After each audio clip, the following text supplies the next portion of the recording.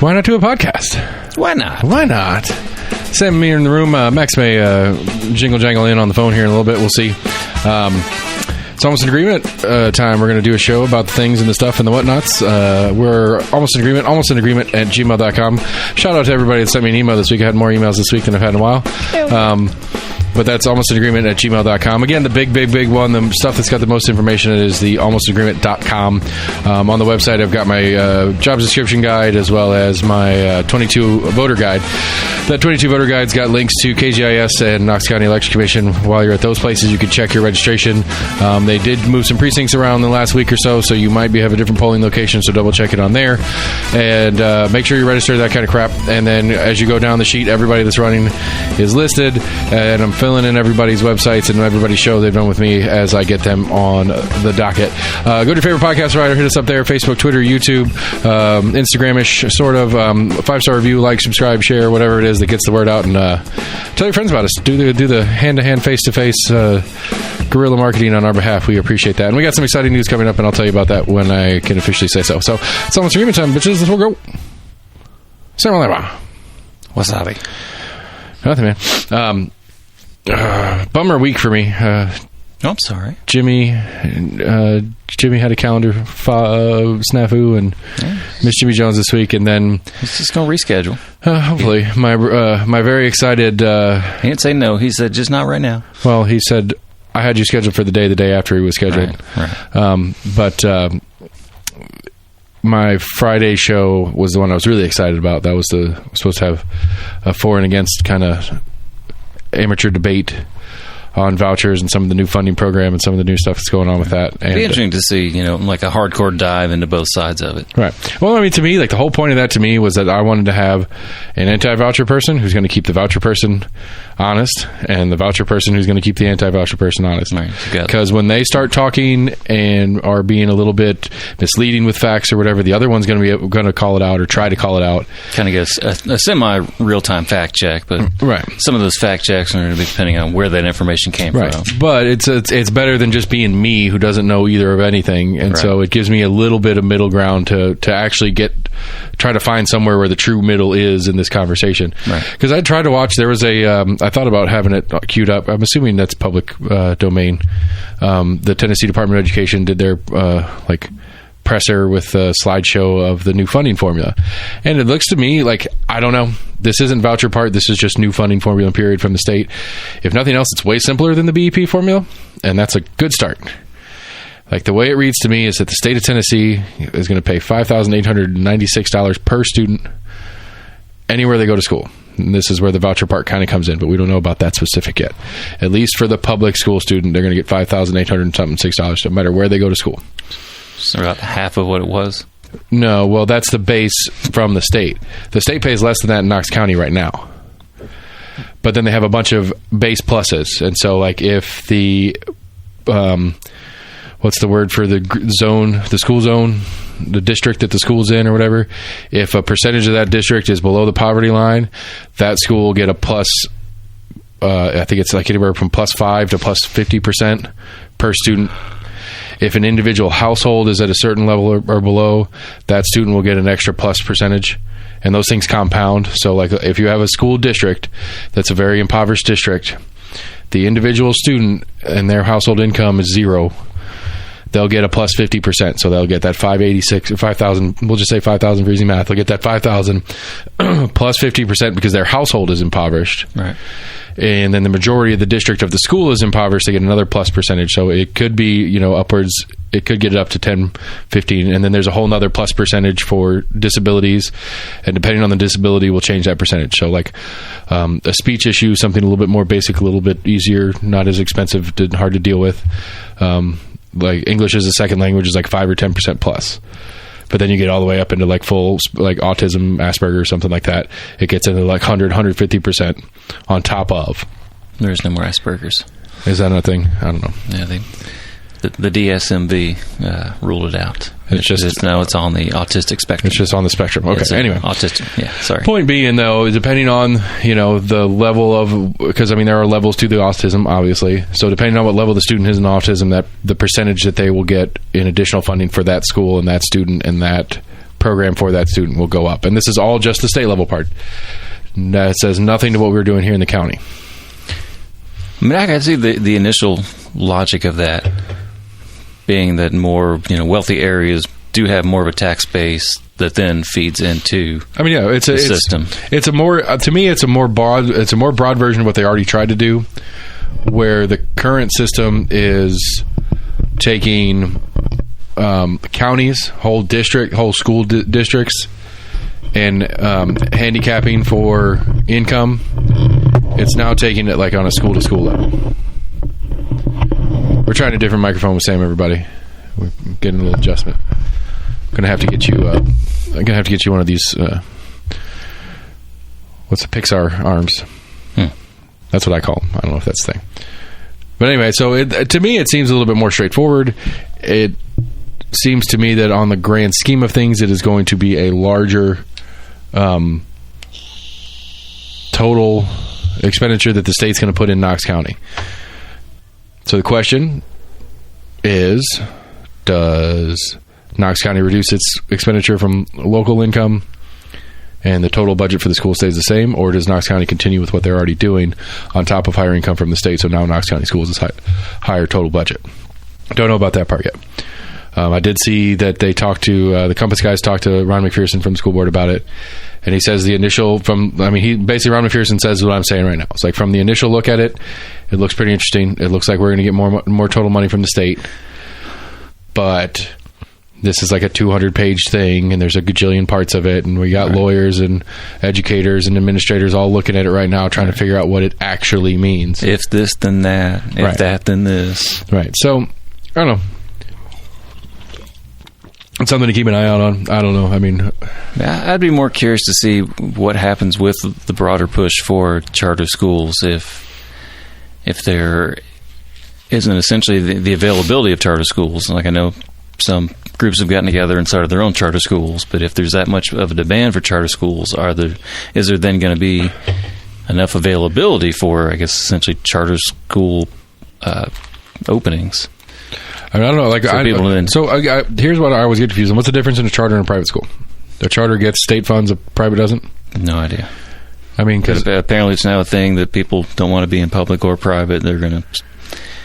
Some are starting their own charter school, but there's charter school grants that could then be used to go towards private schools. Because that's, I mean, again, not to incite an AC moment on it, but the definition of a charter school is important right now. Because what I think it is, which I might be wrong on, what I think it is it's a private school that has the ability to accept state funds, whether it's through grants or some other program. And that's kind of what it sounds like to me. And so if that is the definition of a charter school, then what we consider private schools currently become charter schools on a voucher system.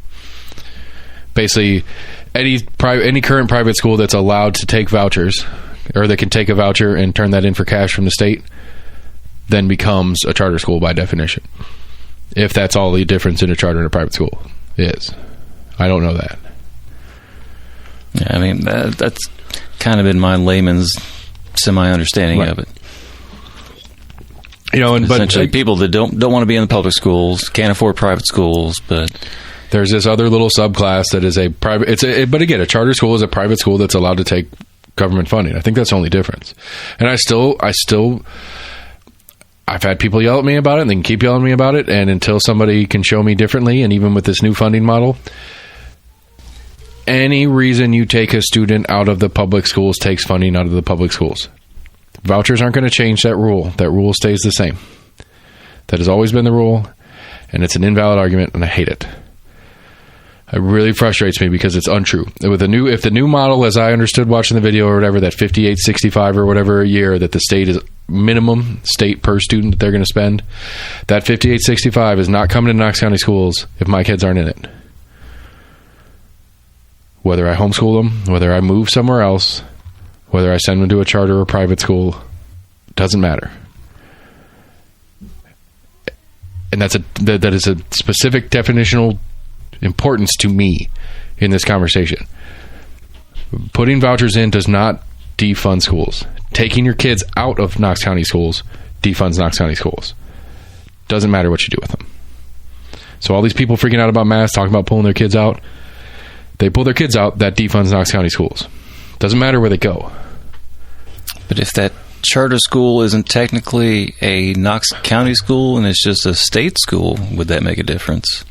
I mean, it doesn't matter. I mean, again, I don't know if the argument from the anti-voucher crowd is by allowing charter or a voucher system in place, taking money out of local schools. You are taking money out of Knox County schools. Right. So it doesn't matter if the money goes into a different school in Knox County if it's not part of Knox County schools proper.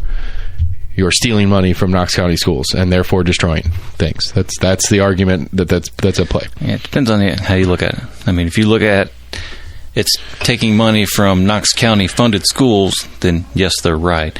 Is it taking money out of Knox County schools proper? But no, they're not right on either. That's my point. Is it doesn't matter what you do with your kids. If you take them out of the Knox County School District, Knox County School District loses money. Doesn't matter if it's charter, doesn't matter if it's moved to another state, doesn't matter if it's private school, doesn't matter if it's homeschool. It doesn't matter. If the kid's not in the school, the state doesn't send the money in a Knox County school. And when I say Knox County school, it's not a school building that's in Knox County. It's a school that operates under the Knox County Schools umbrella. That's the difference to me that I find important, and maybe I'm failing to articulate what I'm trying to say exactly correctly. Does the county fund private schools? No, and that's another part I don't know, because I don't know none whatsoever. You think? I don't know that there might be some grant stuff that's in place, some whatever's that could technically fall under funding. Since they operate within the Knox County school guidelines or whatever, to an extent. Right. I'm sure there's some sort of county beautification that fucking Carter gets or something like that has nothing to do with actual education. They just have a pretty property, and Knox County has a grant for it. Who knows? But for the actual classroom part of education, for the actual classroom part of education, before the new funding model, after the new funding model, either way, doesn't matter. If your child is not in a Knox County school, Knox County Schools doesn't get the money for that child. End of story. Has nothing to do with vouchers, has nothing to do with charter schools, has nothing to do with anything else on the planet. It's whether that body is in that building or not. All right. And so, again, but it is split up per student by school, correct? The new version is more specifically by the student. I don't know, because that's... But, previously, before this brand new thing came into, the equation was... It's per district. But still per student per school? No, but per school, per student in Knox County schools, period. It was brought across the board in Knox County. And so Knox County budget got funded. Knox County schools budget got funded from the state by all the students enrolled in Knox County schools, period. And then the Knox County schools then redistributed that, whether it's to Carnes or Bearden or West Hills or whatever. Yeah. And so I don't know how that's going to play out for Knox County schools as well, because the new model says it has to be with the kid. It has to be with the kid, so it's going to restrict how much Knox County schools can reappropriate funds within the county. Because it's going to have to be that's, Jimmy's at, Pond Gap Elementary School. The $9,000 the state is putting into Jimmy has to be at Pond Gap Elementary School. Or whatever the number is. Right. And so, again, it's complicated, but it's not. The new one doesn't seem as complicated. But the one thing to me that's a big question is, what does the county do? What does the county, Knox County, do in their amount of funding of Knox County schools as a result? Does Mayor Jacobs and the commission trim back the county's contribution to the school board budget because the state's is now bigger? Or do they keep that percentage equal?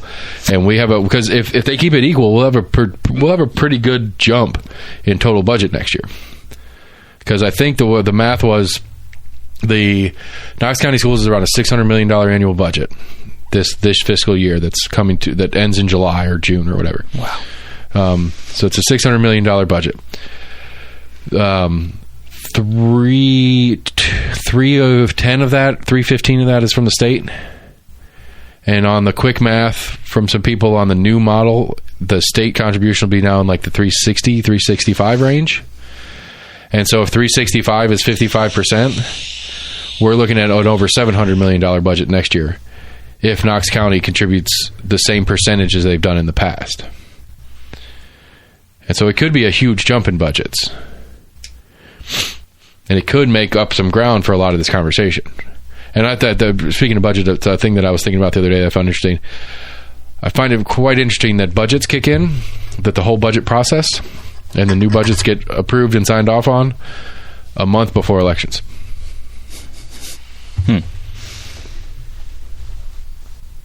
I mean, all this stuff's, I mean, all the budgets are in the works right now. It is budget season 101. Every finance office in the county, whether it's school, sheriff, everybody is neck deep into budgets, trying to get budgets prepared for next fiscal year.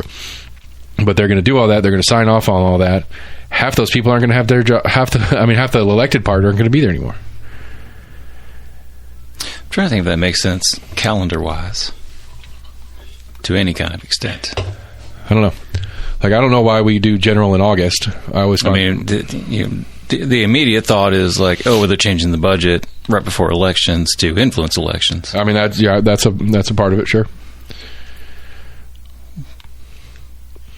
I mean, that corresponds a little bit to the end of the school year. So then, I mean, the idea to me, at the same time, I would also kind of think that maybe that gives them an idea, of the year leading up to it, of what it took to get through most of a school year. Right. I think the general idea is one way or another. You've got the largest portion of the budget being the schools in their calendar, in their functional year of August to whatever, being a big chunk of it.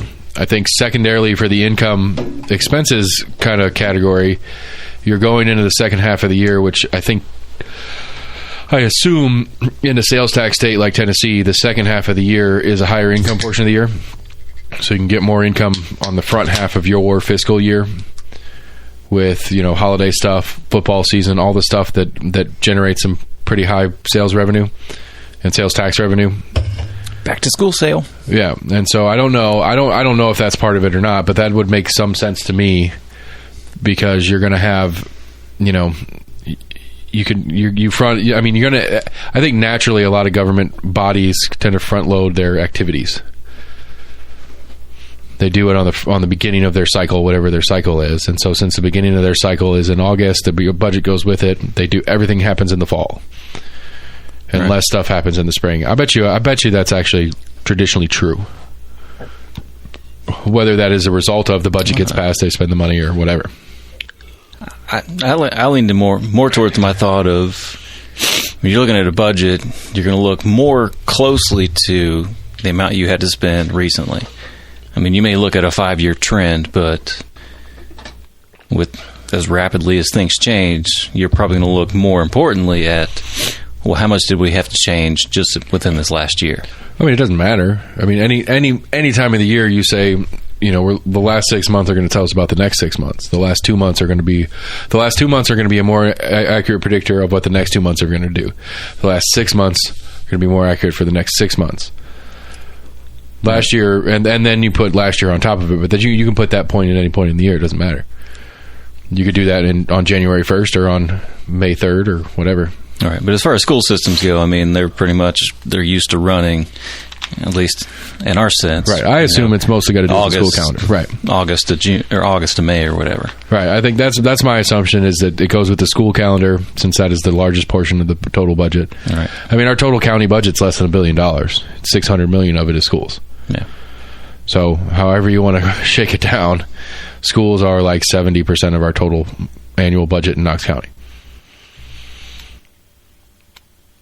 Wow. And underfunded, apparently. So, but yeah, that was a bummer that I didn't get that one lined up. I was really excited to have that conversation. I'm trying to find some other people on it. They only postponed, so. Yeah, but it's a lot of times. I mean, a lot of times when people postpone, that's because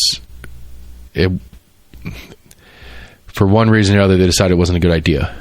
So it may be not to say that something didn't come up, but like, I'm hot and I'm excited about it right now. Oh crap, I got a scheduling issue, and then a week, 2 weeks go by, and it's like, kind of mood has passed. It's like the Lamar Alexander thing for us. Sure, you can find anybody sure you could find an expert on either side of and get them in here to right. And I think on this topic, it's going to stick around for a while, because I think it's going to be very I think it's going to be huge on the state elections. I think it's going to be more than it should be on the locals, but I think it should be a huge point in the state elections. Sorry, just educational funding. Yeah, because I think if you're an Eddie Maneth or a Gloria Johnson or a Sam McKenzie or a Zachary or any of those, I mean, it's already going to be in the books. I mean, the session's done before they really start campaigning. But that one item on record, I think, should be one. Actually, maybe not. If people understand it, it should be one that's high on the "you fucked up, we're not voting you back in" chart, or "this was a fantastic thing you did, keep doing stuff like that." If people understand it. And I guess that's a overstatement on my part, thinking people might actually understand it. All 65 of our listeners, they'll understand it when I get the thing set up. That's right.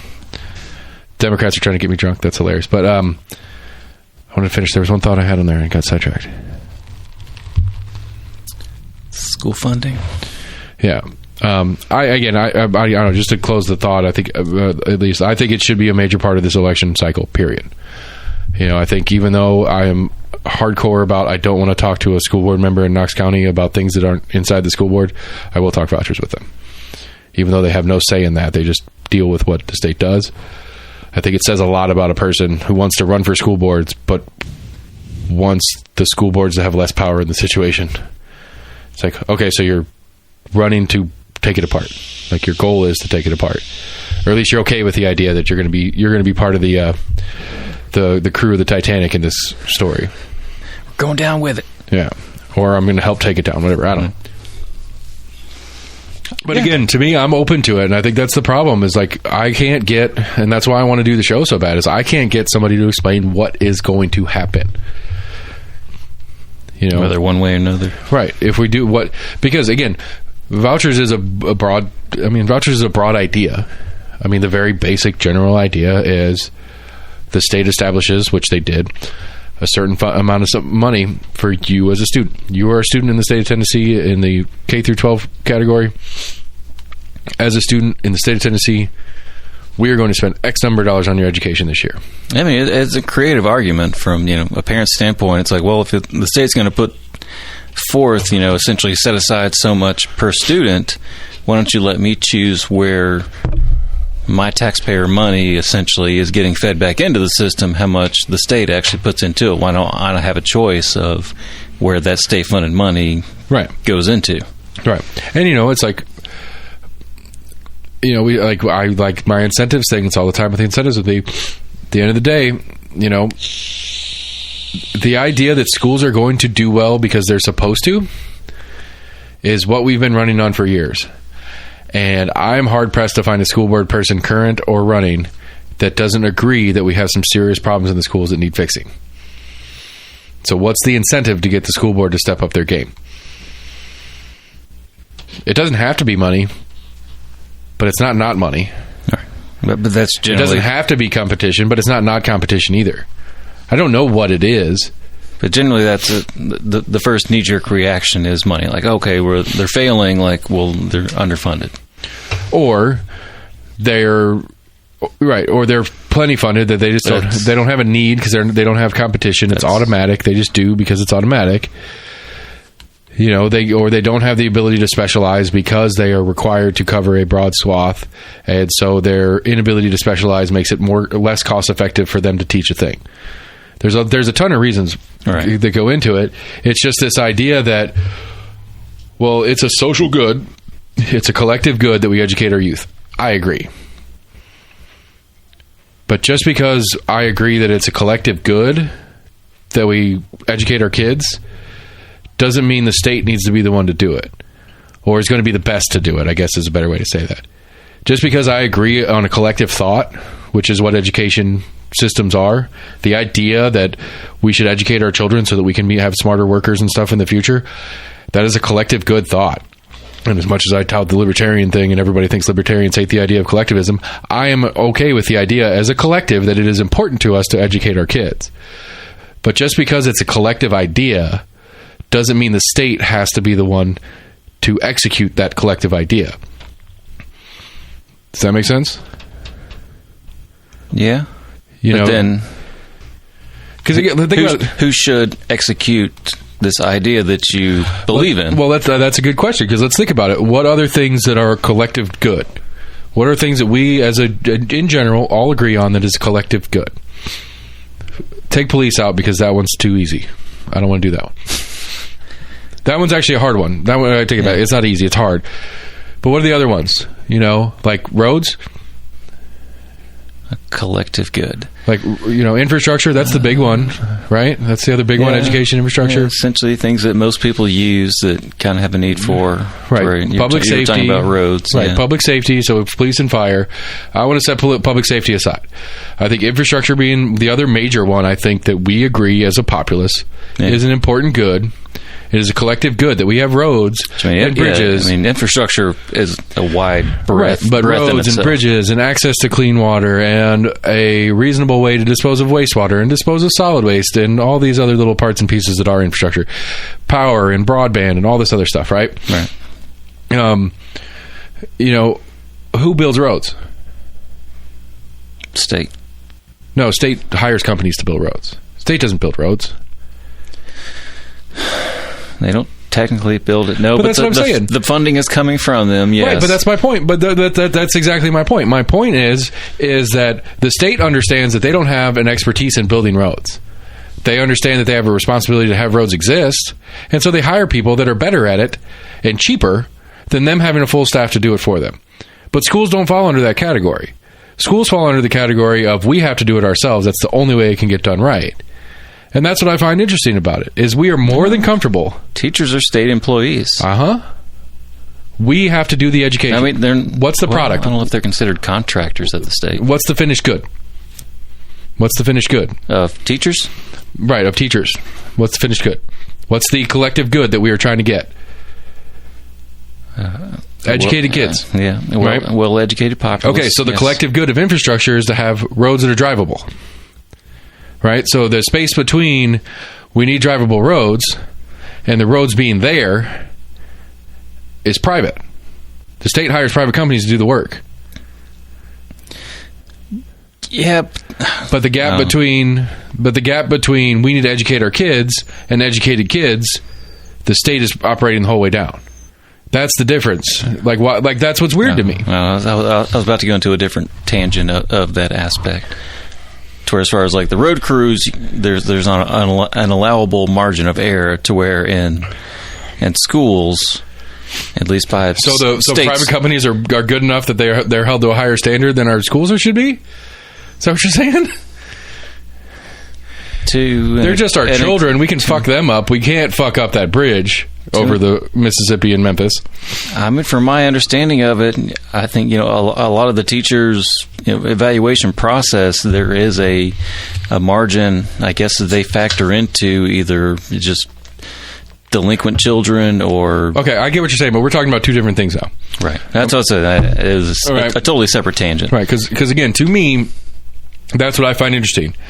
KUB, internet now, but power and Not water. Yet. Well, yeah. They're a semi-private company. They're kind of in the weird middle ground.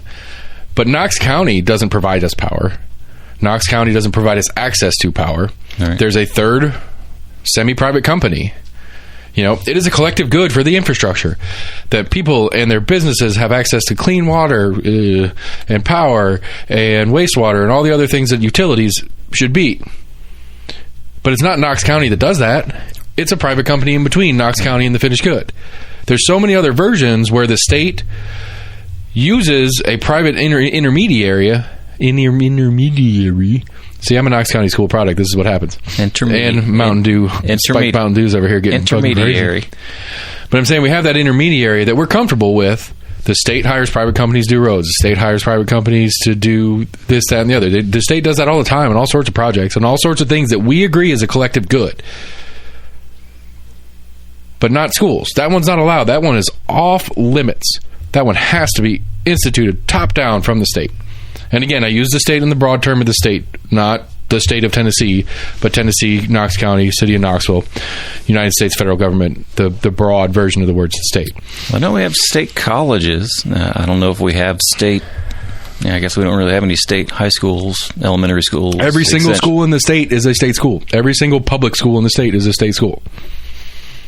Rocky Hill Elementary School is... Because they're federally funded. Gotcha. No, it's state funded. The Rocky Hill Elementary School down the street is Tennessee State School Rocky Hill building. Technically. But again, and this is to go back to the vouchers part of the thing, is... But I don't know if you're advocating for more... No, but the point... Right, state-funded services. The point to me is that we are comfortable with this idea on dozens and thousands, maybe hundreds of aspects of our relationship. Of subcontracting. Of the state understanding that they aren't the best at it. That there are people that can do better, that can do it cheaper, that can do it in the different reasons in a non-corrupt version of the world. Also, my cousin does it, so that helps for certain companies as well. But, in the very idealistic version of it is Knox County realizes that they're not the best at paving roads. There's a company over here. They pave roads really well. There's another one over there. They pave roads really well. Hey, we need this 5-mile stretch paved. Who wants to do it? How much? And they do their bidding. And whichever company wins the bid gets to go pave that road. Boom. We got a paved road. The collective good is done. But it's a private company that did it. And we're cool with that. We're okay with that. But we're not when it comes to school. That's what I'm getting stuck on here. My initial thought, I don't push back on that as much. Just from the viewpoint of just that common knowledge of, I don't know everything. Looking at it from the state's version. If I'm the state, I don't know everything about education. I don't know everything about building roads, building bridges. Right. So I would be more than happy to defer to people that know better than I. Okay. So why can't we do that with schools? How are we not doing that? Because the schools are a state product. The school, unless you're going to web and paying significantly out of pocket currently, when it comes to the collective good of education for our K through 12, it is the state all the way through the process. They have complete control from top to bottom. I would say we're doing it on a micro level to where, if you're going to break it down, people are applying to work for the state for their resume of what they can provide, what they can teach students. Mm-hmm. So we hire them on as a contractor to do... No, they're an employee, and that is a specific difference in terms. It is a specific difference in terms. They're not a contract employee. They're not brought in to do a job. I've heard of many people talk about teaching contracts. That's a union stuff. That's different. That's not Knox County teachers. They have unions, yeah, and they have union contracts that they follow, yes. But it's not the same as a road crew, Billy Bob's Paving, getting a contract to do to resurface a road. All right, but that's short term. Yeah, I guess I see what you're saying. But even if we want to use the teachers as subcontractors models, then okay, let's do that. Okay, teacher X, Sam, whatever your specialty is, what are you bringing to the table? Why do you want us to hire you as a contractor? Because you teach this subject well. Isn't it one of those weird things where they're essentially at will, like they have to work so long before they have tenure before the state can essentially fire them for no cause? I have no idea. We have a teachers union, so that shit gets real complicated real fast. Right. But let's just say, for conversation's sake, let's say it is a contract job, like similar to how a road crew would do a contract for Knox County. Yeah. It would be Knox County when they say, hey, you're going to pave this road for us. We're going to put the bid out. Here's how much you're going to pay. Here's how much you say it's going to cost. That's what we're going to pay you. You bid that, right? You say, hey, we'll do the job for $100,000, right? Teachers don't do that. Maybe they do. They say, I'll do that job for $45,000 because that's starting pay. But what's the job? Do we get to fire them? Do we get to sue them when, hey, you said you're going to teach third grade. Well, you had all these third graders and 10 of the 25 can't read to the third grade level. Do we get to fire you, to sue you, to fail you to do the job? No, the kids are the ones that lose. They do another year. They go to summer school. The kids lose, and I believe there's also standards. I think that's been the whole push and the whole big kind of controversy with as far as standardized testing, to where it's almost where those teachers are held accountable for how their kids teach. Are they held accountable in the same way a paving crew that left a big pothole in the middle of the street when they did the job would be? Because that's essentially what's happening. I mean, are they forfeiting their pay for poor testing? No, I don't think they have to turn money back in because they. So then it's not a contract in the same way we were talking about. Because that's what I mean. Again, if it's Billy Bob's Paving and they go pave a road and they just skip a 10-foot section of it, that's all going to depend on the writing of the contract, and you know that. Sure. Yeah, sure. But there are in any contract that Knox County has with a paving crew, there is going to be a checklist for completion. Like the entire stretch of road needs to be fully paved. I'm sure that's on the list of things. And if you don't do that checklist, you're either not getting paid or you're going to get sued for the money you were paid because you didn't do the job correctly. That's not how we treat our teachers. It's just not. It's not how we should treat our teachers, if I'm honest about it. Right. But I don't know. Why do we treat schools differently? That's my point. That's the point of this whole thing to me. I would say a lot of like the road things, you have that contract, and it's not that they don't get paid for it. Is they're going to have to come back and refix it. Okay, they still got their money. Switch it over to the teacher model, and it's okay. Well, then you have to teach summer school if your kids can't read. Not they go into somebody else, and we have another teacher that we have to come in and pay to do it. And that's where it gets really iffy in that teaching situation. But again, the moral of the whole story here is the teacher is not the teacher or the school itself is not akin to Billy Bob's Paving Company in the way it relates to the rest of the world that's around it. Not apples to apples. I wouldn't even. I don't even say it would be fruit to fruit. I think we're like this is at best fruit to vegetable, maybe tomato because it's a fruit. But it's a little bit of both. Everybody calls it a vegetable, but it's really a fruit kind of thing. But the point being is again going back to the beginning of what I was trying to get at is where do we start? Collectivism. Yeah. And this was hot because this is one of my emails. Somebody called herself a socialist and said that she finds me really interesting because we're on the opposite side. And she's like, you're more of an individualist and I'm a collectivist. And it's like, wrong. There is nothing anti-libertarian about collectivism. There's a lot that's not libertarian with forced collectivism. There's a big difference. That is a functional difference. Just split some hairs on that. That is not splitting a hair. That's splitting. We're not advocating individual. We're against forced individualism. We don't. No, we're for. We don't want to say that we support individualism. No, collectivism. We're just against forced individual collectivism. Sorry, right. Collectivism. Yes, absolutely. That is a libertarian key. Because there's no libertarian. Oh, I'm sorry. That's a bullshit argument. Say we're not for collectivism. We're against. No, let me forced collectivism. Let me say it for you. We are not against collectivism. I would be a collectivist until you encourage me to be a collectivist. And I'm like, I'm not a collectivist. Encourage is not a good word either. But let me say it again for the record. Yeah. It's like libertarians are not against collectivism. We're against forced collectivism.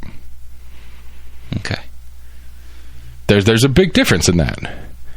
I don't care if you and your neighbors want to get together and make a homeowners association and make a rule about no fucking bushes over 2 feet tall in your neighborhood.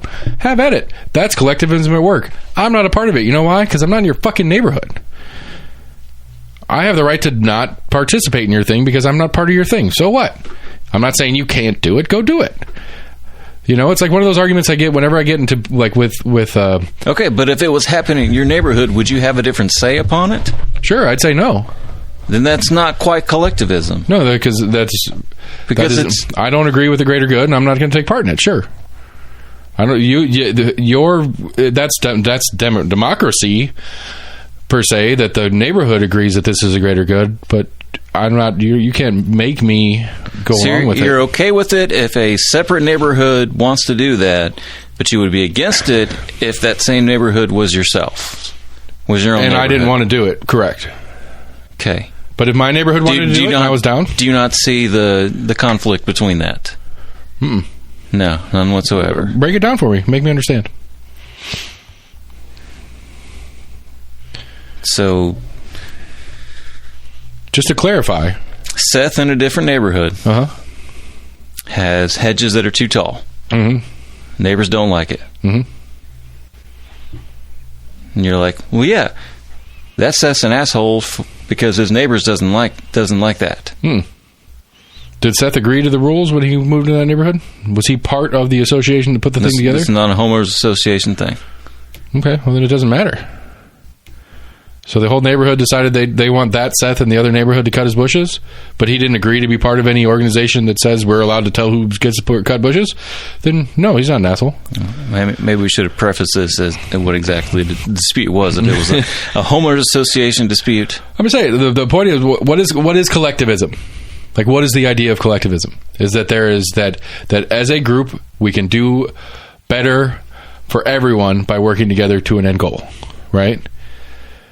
But what does better mean? It's subjective. Yes. Sure, absolutely. That's the thing, is that it's subjective. And your version of better and mine aren't the same. And that's great. That is what makes people cool. That's what makes it interesting and fun. Right. I just don't see how you would differentiate those two scenarios. To where Seth in one neighborhood has an issue that you agree with, but if that happened in your neighborhood, you're like, it's the opposite side. It's whether or not my neighbors and I got together and formed... No, it's your individual viewpoint on that, right, which is anti-collectivism. No, it's whether I agree with the viewpoint of the collective and whether I join the collective or not. If I choose to not join the collective, okay. Sorry, I thought we were talking about two neighborhoods in the same county. Okay, fine. Two neighborhoods in the same county. Okay. Seth and neighborhood over there, Seth and neighborhood here. Right? Seth and neighborhood over there joins the collective because he likes the ideas of the collective and wants to be part of it. And he lets his hedges get too high, and the neighbors say, hey, you join the collective, you need to cut your bushes. If that Seth pitches a fit about that, he's a dick. How did you join the collective? Because they sat around and talked about it. They went out and got in their cul-de-sac and roasted some hot dogs and had a little block party and decided on a few things as neighbors. Hey, guys, let's do this as a neighborhood. Let's try to keep our street clean. Let's try to keep our bushes this tall. And everybody said, you know what? I like that. I think that's good for everybody. Let's do it. And then Seth, that lives in that neighborhood, who was part of the conversation, said, yeah, let's do it. All of a sudden stops paying attention to his bushes. His neighbor gets on him. He's the dick because he said he agreed to be part of the collective and didn't do his part. Okay, so now we're getting into prior contracts of collectivism.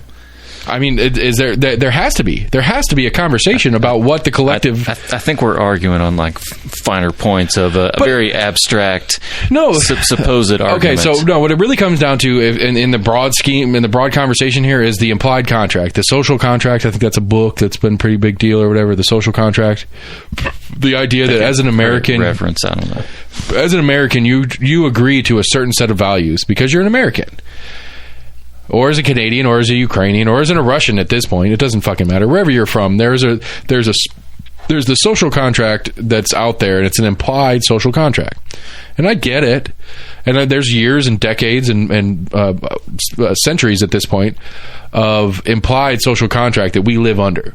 The idea that, the idea that the police are here to protect us. Not a true statement, but that's the social contract. That's the assumption. That's the world we walk around living in every day, that, hey, this guy's trying to kill me. That guy's wearing a star on his shirt. He's going to stop this guy from killing me. Maybe. But that's the idea that we're working with. And that's the social contract at play. I know that was a cheap shot. We'll talk about that in a little bit. If you really want to. Sure. But my point is that this social contract is all assumed. It's all an assumption. We didn't agree to it. We never had a real conversation about it. I agree. Yeah, it's all general understanding of how society should or should not operate. Right. And so when are we going to just say, hey, let's have a conversation about like what we're really talking about here, what we really want about all this stuff? Because we're not gonna, because it's not politically advantageous for anybody. Well, I mean, there's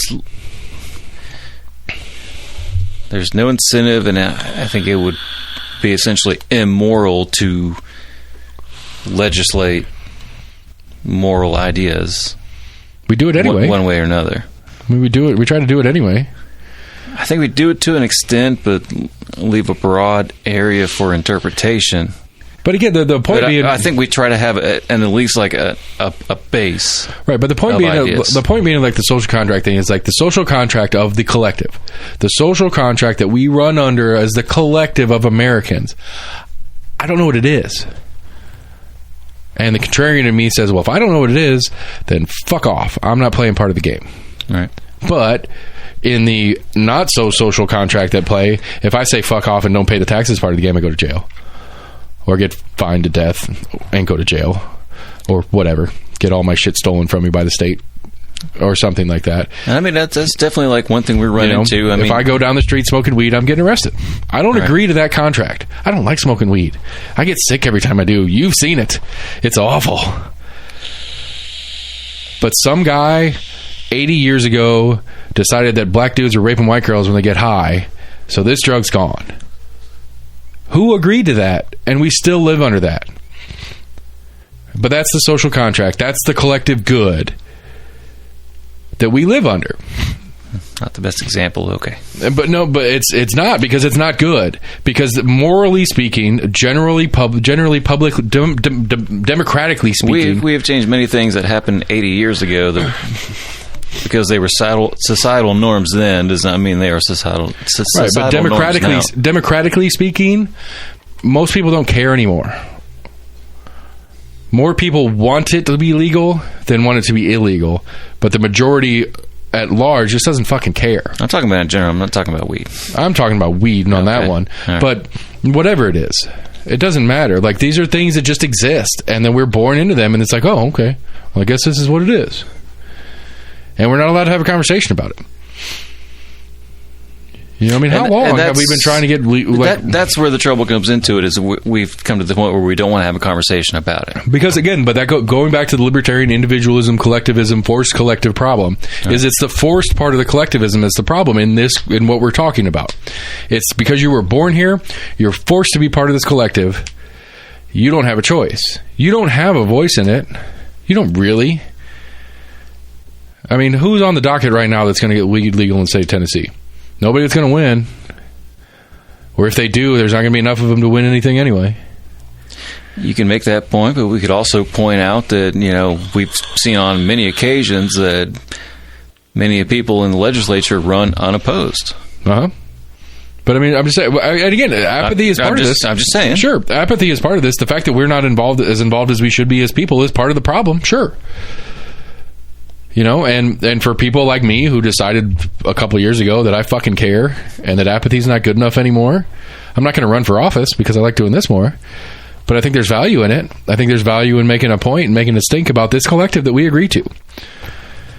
You agree to it, whether you want to or not. And you don't really have a voice in it.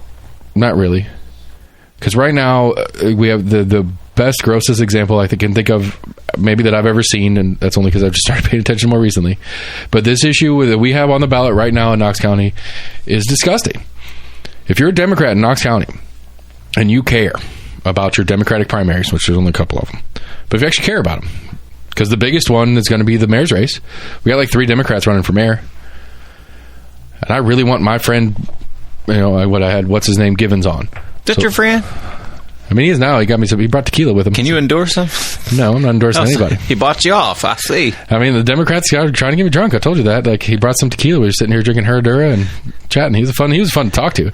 Yeah. Whether he'd be a good mayor or not, that's beside the point right now. We'll talk about that later. But once I get some other mayor candidates in, we can talk about it. But let's say I really like him and I do want to endorse him and I do want to support his campaign. And that I interviewed Debbie and the other one that I can't remember the name off the top of my head. And I'm like, this guy is the one that I want to run against Jacobs. And it's an open primary. We're an open state, and I can pick up whichever primary I want. I really want to support him and get him against Jacobs. But I'd also like to have any vote at all in the sheriff's race. If you were a Democrat in Knox County, you don't get to vote for sheriff. Yeah. That's just that. And if the state closes primaries, which I know the GOP wants to do, and I'm sure the Democrats wouldn't say no if they did. The Democrats are going to paint it like the GOP is trying to hide shit and whatever. But I think the Democrats at large would be okay with it. They would want them closed too. Honestly. The only reason they don't want them closed is because they can fuck around with Republican primaries because they can get their voters to go out and do shit because there's no Democratic primary, essentially. Which was the argument for the Manus-Oster situation, is that the Dems in District 18 went out and voted for Manus because there was no primary for the Dems. But anyway, that's fucked up. It's conspiracy. It is fucked up. that if you're a Democrat in Knox County, you don't get to vote for mayor. Yeah. Or you don't get to vote for sheriff. Let's point to abstract ideas versus not having enough voter base. It's not voter base. It's we don't have candidates. I don't know that we should vote for sheriff anyway, but that's a whole separate argument. It's a weird job. I mean, it's just a weird fucking job.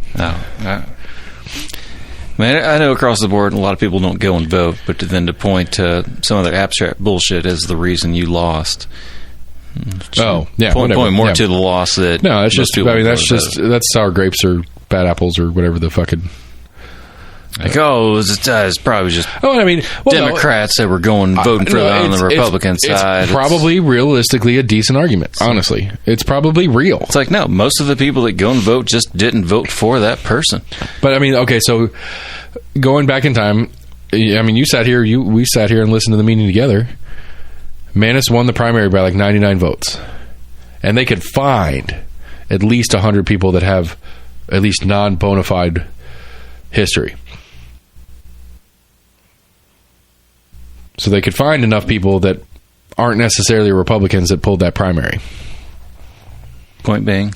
I mean, that's the argument that the Oster team was making. It's like, look, this is supposed to be if you go to the function part of it, not the reality, but the function part of it, is the primary is supposed to be a chance for the Republican public to put input on who they want to run for a seat. It's not supposed to be for the public at large. I shouldn't ever see a primary ever by the rules at play. Because I am not part of either party by any stretch of the imagination. I don't want to be. But the point of the primary is for the public who is affiliated with the parties to voice their opinion on who they would like the party to put into the race in the general. That's the point of the primaries. That's why most states have closed primaries.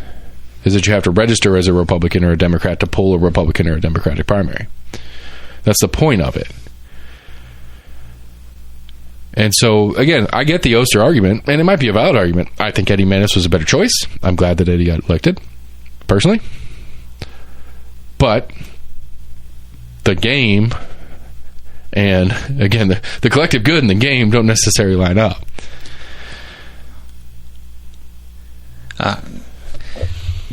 I guess from in a layman's viewpoint, I just don't really agree with a closed primary. I don't either. Like I said, I mean, in the area in which we live, that is, county-wide is predominantly GOP. Right. I don't want them to close them either. I don't want them to have. Honestly, I don't want them to have. I would like to just not have partisan primaries. I don't have an issue of most citizens which already don't vote. Those handful of people that do want to go and vote that say, "Hey, I know the side I don't want is probably has." If you're in District 7, has a chance in hell to actually win. Or if you're in District 7, no Democrats are running in District 7 in the commission race. But I'd still like to be able to have my input put in on it. Right, I agree. Because if you're in District 7, it is a Republican primary only. And the school board is a Republican primary with one independent. So there is no Democratic primary. If you're in District 7, there's no point in picking up a Democratic primary unless you want the mayor's race. Which, again, that's what's fucked up. To me, if you want to fix the problem, to me, is you just throw away the partisanship and you make them... Anybody who wants to run for the seat, runs for the seat. Primary, top 2, we go. That's the primary. Like the old city or the city primaries, the way the city primaries is, it's how it should be. Or that's at least a better version than what is. Maybe that's not a should be. I mean, I think you do a ranked choice single ballot. You want people to be more engaged? Don't make them go 2 or 3 times a year. Make it one day a year. And do a ranked choice ballot where you can have 10 people running for school board in one seat. Or 10 people running for mayor. And you vote for who you want, and you vote for who your second pick is, and you vote for your third or fourth, however many there are, whatever. You go down the list. And then ballots are counted, and whoever's last on the list gets dropped. And if your first pick was whoever was last on the list, your second pick gets counted. So, currently, let's say I vote Givens, because apparently I'm going to pretend like he's who I'm going to vote for. So I vote Givens 1, Jacobs 2, Debbie 3. Right? So... returns start coming back. Givens is in last place. Givens gets dropped. I vote Jacobs 2. Jacob gets my vote. And then as soon as somebody has more than 50%, winner. That makes more sense to me than this partisan bullshit. I agree. Because I'd only heard about ranked choice voting, maybe 3 or 4 years ago. Yeah, Maine does it, and it's done pretty well in Maine. I mean, it's a libertarian agenda in the state of Tennessee. Yeah, it's more equitable. I mean, if people are voting, and that's the main thing, it literally comes down to if people are actually voting their true conscience instead of just, even as a lot of people do now, just vote down party. Right. To where if people are actually going there informed, putting who they would really like to have won, which is probably going to be mostly a given. They know they're going in there probably knowing who they're going to put their number one, but as far as who they really know they would have, right. If their one person doesn't check, how... Right, you could keep party affiliation. Who you're okay with being the second person in line. Right, and you can keep party affiliation as part of the ballot system. Right. You just don't do the primary. But with that system, that number 2 is really going to become really important as well. Right, but it also forces you to run more towards the middle than more towards the outside of the parties. It takes... I could see that, yeah. It makes you want to make sure you appeal more to... You really want to appeal to the independents. In the two-party system that we live in, if you do a ranked choice system, you want to appeal to the independents. Because your base is probably okay, but if you go too far to the right or the left, whichever side you're already on, those independents are going to have at least number 2, if not 1 and 2, be on the left side of the spectrum, because you're too far to the right. Right. And so, again, I think that's a good step solution to make a big difference. I was thinking about one of the things that you've said a couple times on that. What is it? Making election day a holiday. That's been pushed for a little while. Yeah. We have 3 this year. All 3 of them get to be holidays. A what? We have 3 election days this year. It's already been decided? That there's 3 election days this year? Yes. Yeah. We have... Like the city and everything else closing down, or Knox County schools? No, we don't get the days off. I'm just saying we have 3 election days this year. All 3 of those should be holidays. That's my question. Do you think that we should get 3 a year on these crazy years? I mean, every even year in Knox County is going to be 3 a year.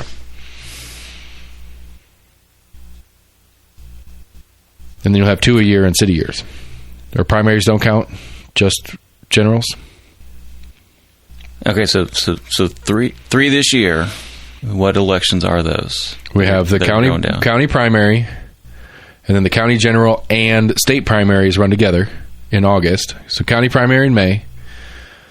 How open is the primaries? Wide open. I mean, as far as like timestamp. I mean, I know there's been the biggest push for early election day for presidential primaries, which is once every 4 years for 1 day. Right. Having just that 1 day. Because the president's the most important man in the world. Or woman, eventually.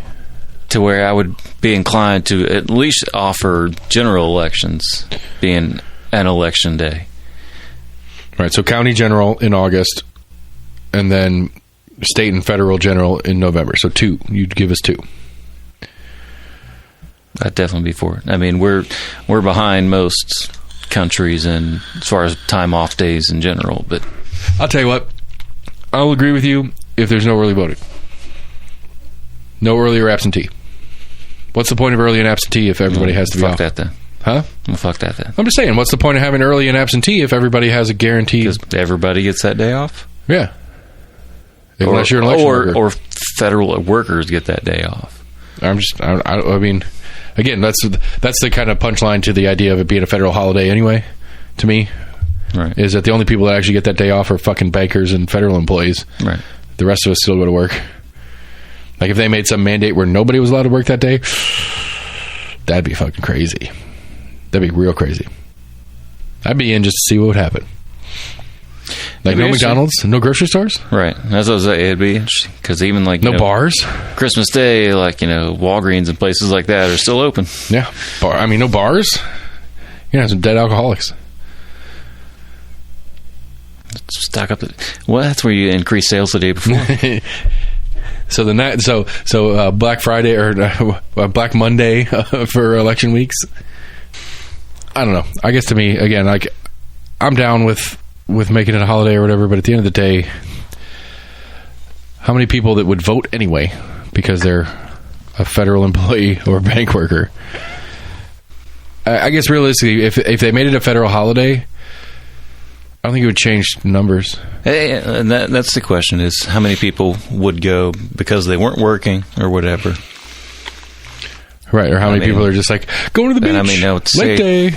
Right. Some people would see it as that, but I think a large majority just people feel disillusioned that they feel like their vote doesn't count, it's not worth it, and I was watching somebody else is going to go vote, so my vote's not really going to really matter because most people are, and I think that's part of it too. A lot of people assume that most other people are already voting, so their vote doesn't count as much. I was watching State of the Union. I was watching the Breaking Points coverage of the State of the Union, and that's the Crystal Saga. Yeah. And then tried to watch some of it, and they never like interjected. So I was like, all right, I guess this isn't like them watching it live, kind of doing. It was, but they were. Yeah, they just had it. They did a pre-show, and then they aired it, and then they did a response to it. Oh. Like, they didn't talk over it. What was the point of them even airing it? So that you didn't have to go to a different YouTube channel and then come back. Oh, yeah. Okay. And so it's like, we're doing a live show. We'll talk about it. We're going in. We're going to air it. I mean, they said it a couple times in the pre-show. Yeah. It's like, we're going to air it in its completion. We're not going to interrupt. We're just going to watch it with you guys, and then afterwards we'll talk about it. Gotcha. And this is not necessarily part of the State of the Union per se, but Kyle Kalinske, who's one of the he is a co-host on a second show that they do on that network. His point was, it's like, this is pendulum. This is going to be. We're going to see another round of pendulum politics at its worst. Yeah. People are out there. This sucks. I'm voting for the other guy. I've said that. This still sucks. I'm voting for the other guy this time, and it's just going to keep on and getting worse because they don't have. I mean, what's the incentive? Why would I do a good job? Why would I want to do a good job? I mean, we're finicky people, but also, I mean, with the whole like two-party system, it just kind of drives that concept of like the either or. It's like, well, if one side isn't doing good, let me try the other side. When you're only giving people two options, it's just going to constantly go back and forth. Right. Because, I mean, you're going to find a large swath of people that aren't happy, and they're like, oh, well, shit's going bad, let me try the other side. And they're shit's still going bad, let me try the other side. I mean, the bottom line is the incentive of any individual who's playing, especially on the federal level, in the two-party system, is to do less bad than the other. And then take every opportunity you can to make the other look worse. Right. That's all you have to do. You don't actually have to do any good. You just have to be less bad than... I mean, I like to shit on Biden, and he deserves it, but he had to do less bad than Trump, and he barely won. Yeah. I mean, it's a pretty fucking low bar. Are you saying Trump was a bad president? I don't know. Actually, there's some stuff that I'm curious to see in hindsight. There's a lot of stuff that he did that was completely overshadowed by how terrible of a person in Twitter active, or how terrible his Twitter account was. He did some good shit. He really did. I didn't see him really make great policies that I thought he accomplished. He did a couple. Fuck, I don't know. Of course, I should be able. If I'm going to say it, I should have it all queued up in the back of my head so I can back myself up. But I can't remember. There's a couple. Like specifically that I like. There was some. There was it was like the First Step Act. I mean, I like the fact that he was like pointing out that. And it's been pointed out for years that America has become less and less as far as like we used to be known as a manufacturing country, and we all started like outsourcing. Yeah, for sure. Those were them. It started becoming a lot of like finger pointing as to what was the cause of. Sorry, right. Like, it's regulation that was causing this. Like that's why all the business was driven overseas, and this is what caused. Because we're not building. We need to build back better. Right, but I'm gonna say this. Sorry, I didn't mean to reference Biden's thing, but we need to make America great again. Like as much as this sounds like a punchline. Yeah, so I believe it was called the First Step Act that he did with one of the Kardashian kids. What? The First Step Act. It was a criminal justice reform thing. It was something about like trying to help, like it was trying to lower the standard to expunge record, trying trying to make it easier for parolees to get work and not have to include their criminal background in their job stuff. Like it was a big item that helped people that had like drug charges and shit like that get that out of their record and get on with their lives. That does sound like a great thing, but I have little doubt to say that was not his idea. No, it was one of the Kardashians, which isn't any better. Oh, okay. But he went like it got sold to him, and he said, you know what, I think that's worth putting effort into, and he put the effort into it. And again, for Trump, who you were either for or against, for Trump to get something like that passed, either means it's a quality idea, or he put real effort into making sure it got through, which I think it's a little bit of both. Because the anti-Trump, like the anybody but Trump, which again, that's how Biden got elected as president. It's like anybody but Trump. Here you go. Yeah. Biden's campaign was not that guy. I'm not that guy. And he won. Barely. But he won. I don't think it was so much not that guy, but sure. All right, what was Biden's campaign? Do you remember? I don't remember. Like, I literally don't remember.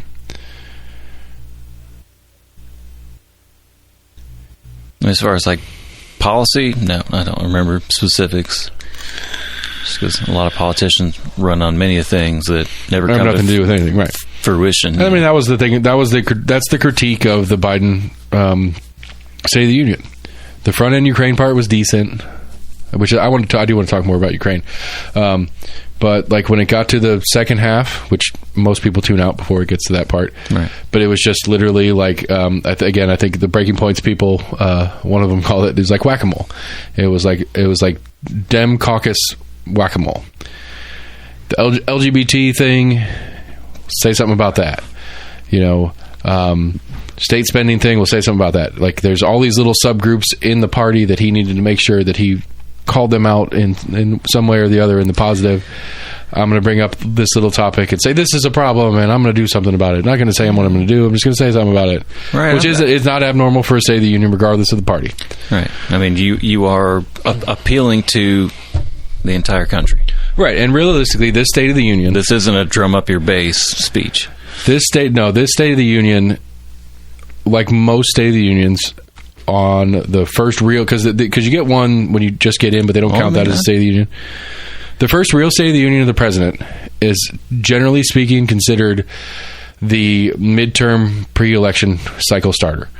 Like this is, I'm going to put things into. We did one last year, right? But they don't count that as an actual State of the Union. Oh. He's been in a full year. Right. Okay. Because it's here's all the things I did in my first full year in office. Gotcha. Yeah. Where it's hey, I'm here, here's what I'm going to try to do. That's what the original one is. But here's what I can kind of tout that we've done this past year, right. And then here's what I have looking forward to the next 3 years. And so generally speaking, what it is a vote for my team in the midterm so that I can do the things I'm telling you about right now. That's generally how you should be looking at this cycle of a State of the Union, and that's what it was. It was these are the important things that these are all the stuff for the Democrats. This is Democrat stuff. And when dude running for Democrat senator in Wyoming or dude running for Democrat in Georgia's House race, these are the things that you need to vote for the guy that's running with the D in your state so that he can get in here and we can do the things that I'm talking about. That wasn't really what I was going with that, but anyway, the whack-a-mole thing. I only watched a little bit of it. Yeah. The pendulum thing was really the big part that I thought was a good. It's not new. You're right. It's not a novel idea or anything like that. It's just that's where we are because, like, when you think about it from a Joe Schmo perspective, I voted for Trump the first time because he was going to get all these great things done. Nothing happened. Nothing really good happened. It wasn't great for me. So I'm not going to vote for him again. I'm going to go for the other guy. Nothing really good happened for me. Right. So I'm not going to vote for him again. I'm going to go for the other guy. And here we are. Right. Because at the end of the day, neither one of the parties is going to do anything really good for most of us. None of them are going to do much good for any of us. It's not in their best interest. Which is why one of the things that Biden didn't mention, because it's popular and might get passed, is banning stock trading for, elected officials in Washington, D.C. That's a big deal. I thought there had been a push for it. There has been, but he didn't mention the State of the Union, and he sure as shit could have. But there's that chick sitting behind him that's not okay with it. I don't know how much of a he could sign of an issue across the board that really is. It matters to a lot of people. I agree, but as far as on the grand scheme of what's going on in the nation, I think that's lower on the totem pole. I don't know, because it amounts to a lot of money. Not just a lot of money. We're talking about Ukraine, right? Like I was going to try to figure out how to bring us back to Ukraine, and this does it. You've got people who are on the House Defense Committee, on the Foreign Affairs Committee, on all these different committees that own Raytheon, like big chunks of Raytheon and Boeing and Northrop Grumman and all these other defense contractors. I'm sorry. To pretend like that doesn't have something to do with the conversation. I mean, a lot of those contracts are years in advance. I mean, you could say the same thing about the airline industry. Dude, if you when you buy a contract for, Boeing 747s, it doesn't take them like a month to crank out one of those things. Okay, so you think if we got in a hot war with Russia right now, right, that there wouldn't be, I don't know, trillions of dollars in new contracts with defense manufacturing right now, like tomorrow? I think there would be a small uptick, but I mean, I don't think they've really slowed down their production of it. I mean, I'm assuming this isn't Afghanistan. They're essentially producing. This isn't Iraq. This is Russia. Right. This is a nuclear superpower we're going to go pick a fight with. You don't think that there would be, if nothing else, even if we don't have new contracts, you don't think there would be a huge surge in Raytheon stock value the second we went to a hot war with Russia? I'm sorry. Restate your initial example. To illustrate the idea, I am on the House Defense Committee, and we are sitting there arguing on whether or not we should go to war with Russia. Okay. And it's a couple days, and we're doing this, and I'm getting the feeling from the room, we're going to say yes to this thing. Hey, stockbroker guy, give me, I don't know, $500,000 in Raytheon stock. Okay. Click the hand of the phone, go into the thing tomorrow, vote on it. House Defense. That's not what I'm talking about. House Defense Committee goes to war, or says that we need to go to war with Russia. Immediately, from market, Raytheon stock goes up. House Defense Committee guy, whoever there was that made the phone call, hey broker, sell the stock. I just made, I don't know, $1 million, $500,000. That changes the way I make a decision on whether I'm going to vote yes or no on a thing because it has $500,000, $1 million value to me. Absolutely. As far as for voting to go to war, it doesn't matter if we. I mean, it doesn't matter. Yes, if I'm on that committee and they're saying, "Hey, we're going to do some sort of thing that's going to increase the value in a stock," I'm going to call my guy and have him buy some stock. And then, if the actual House floor votes it down, I'll sell my stock before that happens. It's not that I was on the fence on whether we should do this action or not, but if I say yes now and it gets shut down later, but I buy the stock and sell it in between, boom, I just made $500,000, made $250,000, made a bunch of money. And in the wise words of Speaker Pelosi, it's a free market. We should be able to play this game too. Or they thought they had the numbers to declare to go to war, so they held on to that stocks, and then it didn't come to fruition, and they lost money. I don't know. But they're part of them making the decision process. It's not, It goes more advantageous in your example of it. I mean, I don't know. Like you're on some agriculture. But I mean, I guess I was looking at it from the actual time span it takes to create just a single engine or okay, you're right, and I get what you're saying about that. But let's do a smaller local example. That's what I'm saying. A lot of the contracts, I mean, you're essentially you'll guarantee you'll build them, but it's going to take 4 or 5 years to build. Well, let's just do a different example. Let's say you're on the Senate Agriculture Committee or whatever. let's say just for whatever reason over time you bought up some. I guess budget wise, I don't really know how that works. If money's not transferred to the companies until completion, or if it's on. It doesn't matter. It's all a shell game. It's all gambling anyway. It doesn't have anything to do with what the company actually really does. On the stock part of the conversation, it has everything. Stock is all perception. Right. It's literally just a market game of, hey, I've got this piece of paper. It's what you think the market's going to do. I've got this piece of paper, and I'll sell it to you for $10. That's all it is. Because I think it's going to go down, or I want to buy it because I think it's going to go up. Right, and you buy it for $10 because you think you can hold on to it for a little bit and sell it for $20. Right. That's all that part of the game is. But like you're on some ag committee, and you're out investing in hemp farms and weed farms. That's going to make a difference with how you vote on allowing X, Y, or Z to happen in agriculture. It doesn't have to be war. It's just an easy one. I meant to watch. I saw it was on YouTube or somewhere. Title of it was like, is stock trading just, gambling for the rich? And I'm like, that's what I've always said. I was like, I've always just called it rich man's gambling. It always will be. I mean, that's what it is. It's just like... that's the main people that play the stocks. I mean, like, yes, people have things that are tied into the stocks. Right, you have all these funds and stuff that hold a bunch of different stocks, right. Stock trading, I mean, that's literally down to stock traders. That's all they do for their profession. Right. But what it is, I mean, when it comes down to it, like once you get to a certain point, it doesn't help or hurt the company. Realistically. Like there was a couple months ago when Facebook lost like $1 billion in value. It doesn't change Facebook. Now Zuckerberg individually, because he owns... literally it just changed the value of people that own shares into it if they wanted to sell or buy. Right, because Zuckerberg is the owner of the company who owns like half the stocks in the market. He owns $1 billion in those stocks.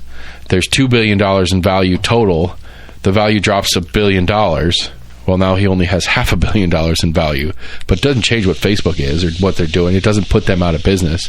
It may affect decisions that Zuckerberg makes, and then therefore affect Meta. It's a valuation of their, just quote unquote worth at that immediate moment. Right. Anyway, to go back to Ukraine, because I do want to talk about this, because I've had some different thoughts as time has progressed. Yeah. I think we need to stop. I think we need to stop talking about it. I think it's a big, big fucking problem the way the media is portraying this thing. I think it sucks. Don't get me wrong. I think what Russia is doing to Ukraine is awful. Yeah.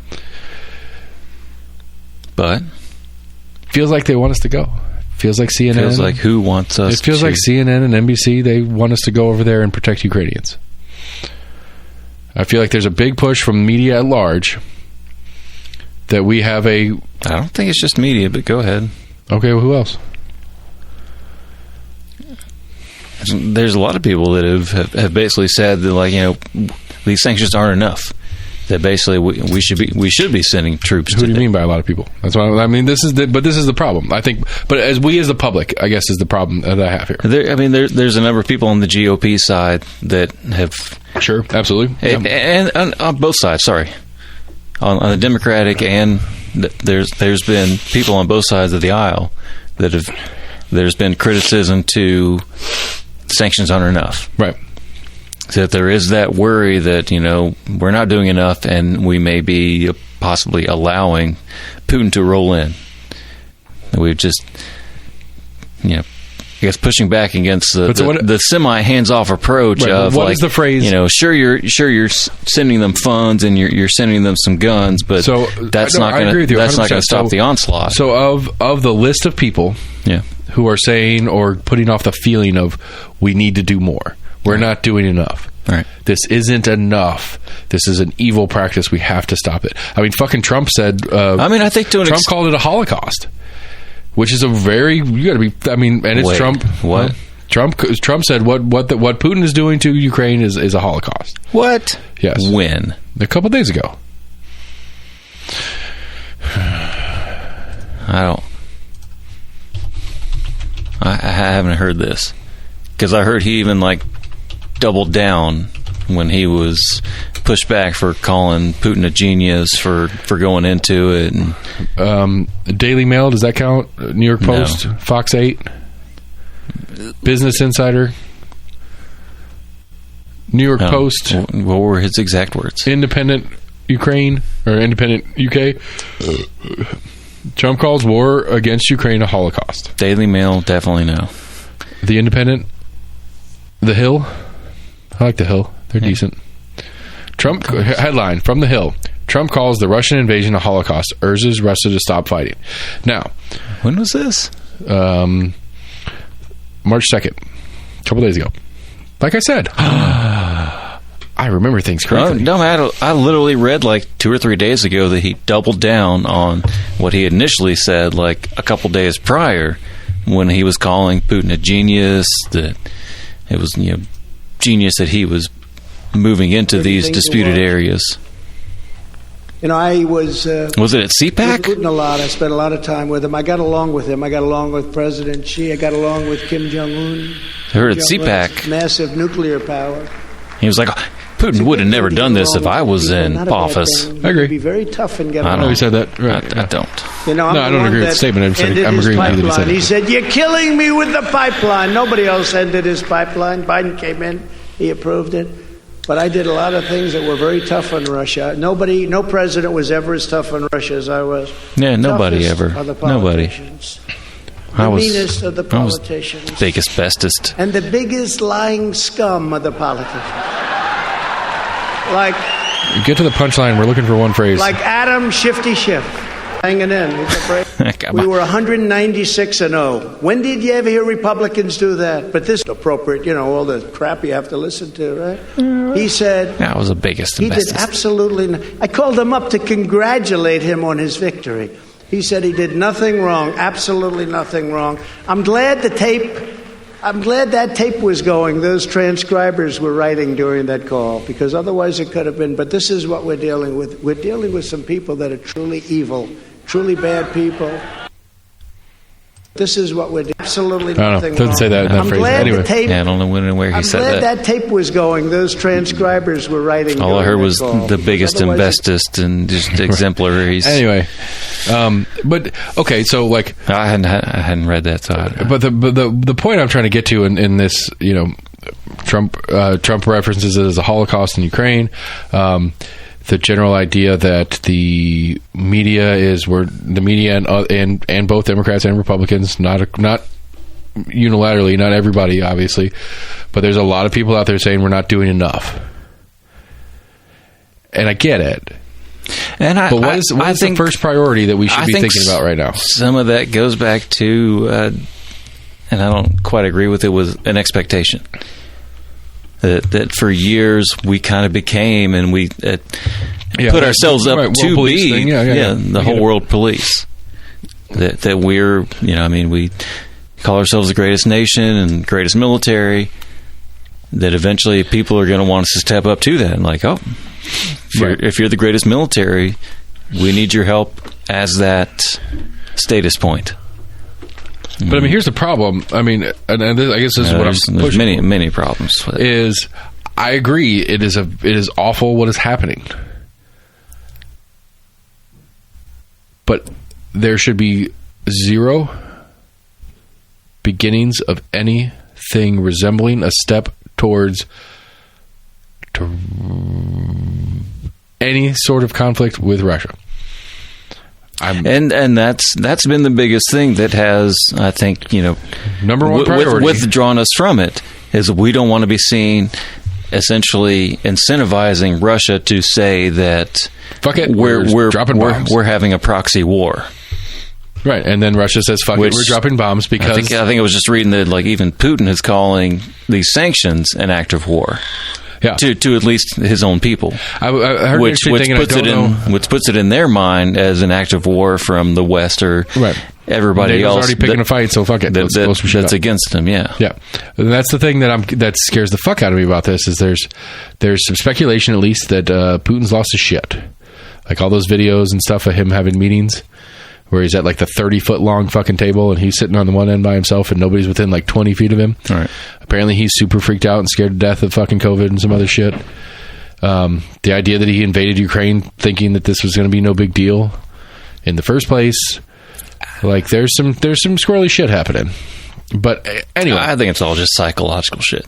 Maybe, but I mean, you put somebody else at that far of a table across from you, you're automatically emulating that you're not with them, that we are far apart, and we need to find some place to come together. Right, but I control the room, and I get to build the setup, and this is all me. I get it. Yeah, I mean, it might be. It might be. Hopefully, it is. That's my hope. I'm trying to remember like what exactly he was in the KGB. I want to say it was just essentially just in the intelligence side of it. I don't know. But I mean, I guess again, the fear to me is that this kind of like, again, I don't think it's cool. I'm not okay with it happening. Okay, good. But our interjection in this one could lead to a lot worse. And so I would err on the side of not having World War III nuclear holocaust, worst possible outcome. And I think many people... And it sucks that the Ukrainian people have to pay the price. I think many people agree with you. At least on the State Department level. Yeah. That we are definitely not trying to act like we are actively involved in this conflict. Right. Because again, we don't want to be seen as a proxy partner to it. With different politicians out there saying we're not doing enough, with Trump saying this is a Holocaust, what do you do with the Holocaust? Like, you have to do something. It's a fucking Holocaust. We can't have another one of those and be okay with it. If you're going to call this a Holocaust, again, it goes back to my bad joke a couple weeks ago about actual fucking real Nazis, not social justice Nazis. Words fucking matter. But that's another thing that Putin was alleging, that a lot of what's going on, like that part of what he was doing was denazification. And he's not, and the fucked up part is he's not lying. That's the fucked up part, is he's not lying. How so? The leader is a Jewish person. How is he denazifying a country that is led by a Jewish immigrant? Because in the eastern provinces, the ones that Putin called where he called those breakaway regions, and wanted to was supporting their independence or whatever, and that's what Trump was kind of the genius part or whatever. Yeah. The civil war that's been going on there for a long ass time. Yeah. The Ukrainian portion of that, trying to keep Ukrainian control over that portion, there are real actual Nazis that are part of that part of the campaign, that are trying to push back the Russian part of eastern Ukraine. It's Ukrainian Nazis trying to push back Russians? Right. So there's the Russian portion of eastern Ukraine that has a bunch of not native Russian, but ethnically Russian persons, whom have been fighting for independence from Ukraine, as to be independent nations. That's what Putin recognized. They've been fighting for this. We recognize that. We're going to go in as a peacekeeper, right? Which is bullshit. Don't get me wrong. That was a bullshit move on Putin's part, but he did it. Okay. But there was real shit happening, and so the Eastern Ukraine freedom fighters, for lack of a better word, were fighting actual Nazis in Ukraine who were fighting to keep them as part of Ukraine. Wait. The Ukrainians were fighting... It's not Ukrainian. It's not Ukraine at large. It's not the entirety of Ukraine. But there is a subsect of militia, for lack of a better word, in eastern Ukraine who is fighting to keep these provinces as part of Ukraine, who are bona fide Nazis, for lack of a better word.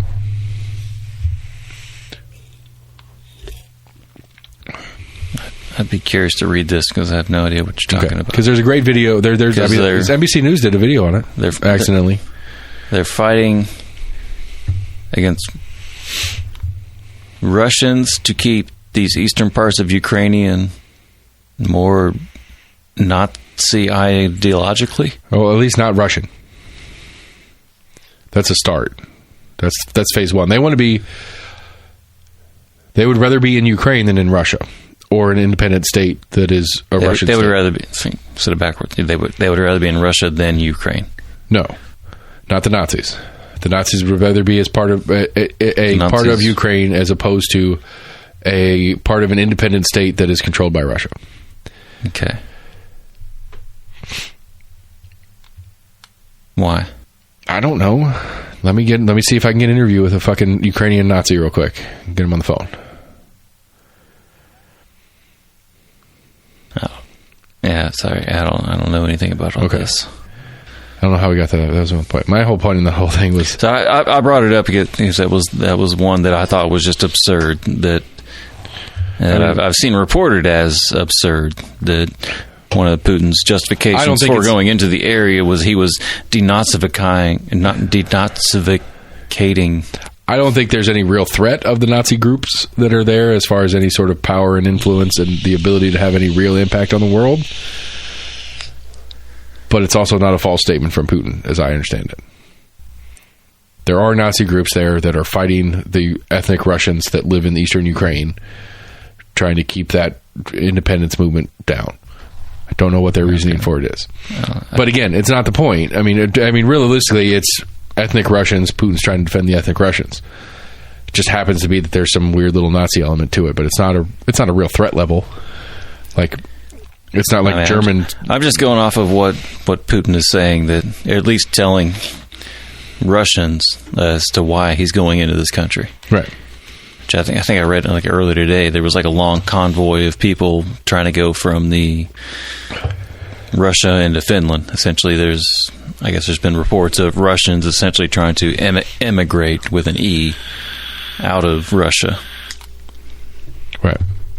Try to use this as an excuse to get out. You try to use refugee status as an escape plan. Well, not necessarily, but just being like, all right, we're fed up with this. Like, we don't support our country going into another country. Right. But there's a ton of NATO countries that are trying really hard to be accepting to refugees. But there's one, I can't remember who it was. It was somebody pretty big and popular. It's like, there is no... Well, I mean, you don't want to be seen as just being like, oh, you agree with a country that's doing something that we think is against our ideals. We're not going to turn you away. Well, I mean, those Russians aren't on board with the collective anymore. They want to get the fuck out. They didn't agree to this. Right. So they're getting the fuck out. Right. I don't like this collective. Right. That's what I'm saying. I don't fault the countries for accepting people that agree, I guess, right. with their... Again, I guess the whole point is, it's a bummer. It sucks. We sure as shit have to be real careful about how we manage our part of this game, right? As Americans. And that's we've talked about before. Well, at least myself have talked about before. There's a lot that goes into geopolitical decisions. I don't know where Oak Ridge... What you say on one viewpoint goes to how your country's viewpoint is, and how other perceive matters your and view on other things. Yeah, absolutely. Right? I don't know where Oak Ridge is on the list of targets for the Russians, but I'm sure it's not on the list. No, we still have rockets pointed at Oak Ridge. Yeah, that's more of the story is. That is 100% fact. Anything to avoid those rockets from getting launched, I'm on board with. And that's the one crazy thing I remember reading about was just the fact that with the Cold War in its height, 50 years ago or so ago, that a lot of these facilities have such outdated technology that we're now running into the possibility of just a simple malfunction causing a nuclear Armageddon. Right. Well, I mean, I would assume that realistically, on a strategic standpoint, Oak Ridge is way down on the list of shit that matters anymore anyway. Yeah. It's just... It isn't. We don't know what I mean, we still process tritium, which is one of our newer major bombs. I just figure, it's no longer a hydrogen bomb. It's tritium bombs. Tritium? It sounds so sweet. It doesn't sound it's sweet. Tritium. But I don't know. Yeah. Anyway, moral of the story is, I don't want some weird Russian rocket landing in Oak Ridge and killing me as a side effect. But I mean, if we're going to get there, I want it to hit me in the house. That's my stance on it. It's true. So we should be glad we're close. If it's going to happen, I want it to hit right here on my house. Yeah. I remember somebody telling me there was some bunkers buried underneath Cedar Bluff for Oak Ridge if they ever had to evacuate. Apparently, they were essentially like right down the parkway that they could go to, and they were at least. That's interesting. That's very interesting. Ooh, let's get our hats on. Let's get our tinfoil hats out. Yeah. Hold on. So, it might have been Gina. I was talking to somebody.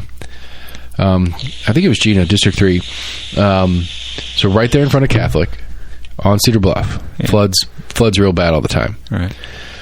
She said, apparently there's a bunch of caves under there, and that's why it floods so bad. I don't quite understand the geology of why that is what it is. The whole area in there is pretty flat, but in that one little section. But there's some caves in there somewhere, and that's part of why the flooding happens. But are they caves or are they bunkers? I mean, you got me excited right now. Like I'm digging on this. Even a large bunker wouldn't take up that large of an area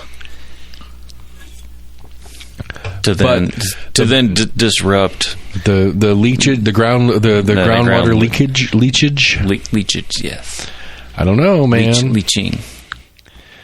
That's what it is. All right. So here's the theory. I'm going with this. All right. So the reason Cedar Bluff floods so bad is because they built some bunkers under there for the Oak Ridge scientists to escape to in case they got attacked. And it's a massive underground complex with a Walmart and all sorts of cool shit in it. A gym, a pool, bunkers, barracks for 5,000, something like that maybe. And it's just a massive underground complex, and it's just all that groundwater won't soak through because of that bunker, and that's why it floods all the time right there in front of Cedar Bluff Elementary Catholic. All right. You heard it here first, people. If you had any doubt how ridiculous this show was, you just got it. We just kicked it up a notch. Oh, fuck. But again, moral of the story is, I don't like Ukraine getting attacked. I think it's stupid. I think it's dumb. I think it's scary as fuck. That's the problem. At the same token, I don't think enough people are scared of it. That's what my concern is here. It's also disingenuous that we want to, and it's happened many a times that we focus on one war when there's constantly other conflicts going on in other parts of the world that we don't pay as much attention to. That there's just as much death and genocide going on. Fair enough. Right, but they're not as close to our long-term strategic ally bullshit. Yeah. I mean, that's really, why are we part of NATO anyway? A lot of it broke down. I mean, NATO started at the just end post of World War II. It's everybody. World War II. It's World War II winners. Or it was. They were like, oh fuck this. I'm assuming in that mindset they were trying to prevent another kind of German master kind of one country rising up and taking over a large swath of an entire continent, at that time Europe. Which, I mean, it still astounds me that Germany, as small of a nation as it is now, took over a good chunk of Europe, Northern Africa, went into Russia. I mean, you could say that about many nations. I mean, you had Napoleon. The Dutch were fucking crazy. You want to talk about a tiny nation? I mean, the Dutch went into Africa, but they never expanded their borders to large extents. They didn't do as much as New York. New York used to be New Amsterdam, right? But I mean, Dutch East India was like, the Dutch East India Company was the world. It was never to the extent of what the British Empire was. Yeah, maybe not, but comparative landmass and population, as a percentage, they were bigger. How so? What? How much smaller Amsterdam is? Not Amsterdam. Holland is than England. Yeah. So as a percentage of how much maybe of the world, half to a third, okay, of how much of the world Dutch influence was versus English influence versus the size of their landmass or population. Where all the Dutch have influence in? They had world influence. They had as much touch, and they were in. Give me examples. They were. Dutchies, Indies. I don't know what all that comprises. They were all up and down. They were all over Africa. They were all up and down Southeast Asia. They were in the Americas. I don't think they had large swaths of Africa. They didn't have land, but they had interest. I mean, the Dutch were the number one trading slave traders in the world. Like 90-something% of U.S. slaves were brought over by Dutch companies. You sure about that? Pretty sure. Maybe not 90%. I might be overstating the percentage, but they had a lot of it.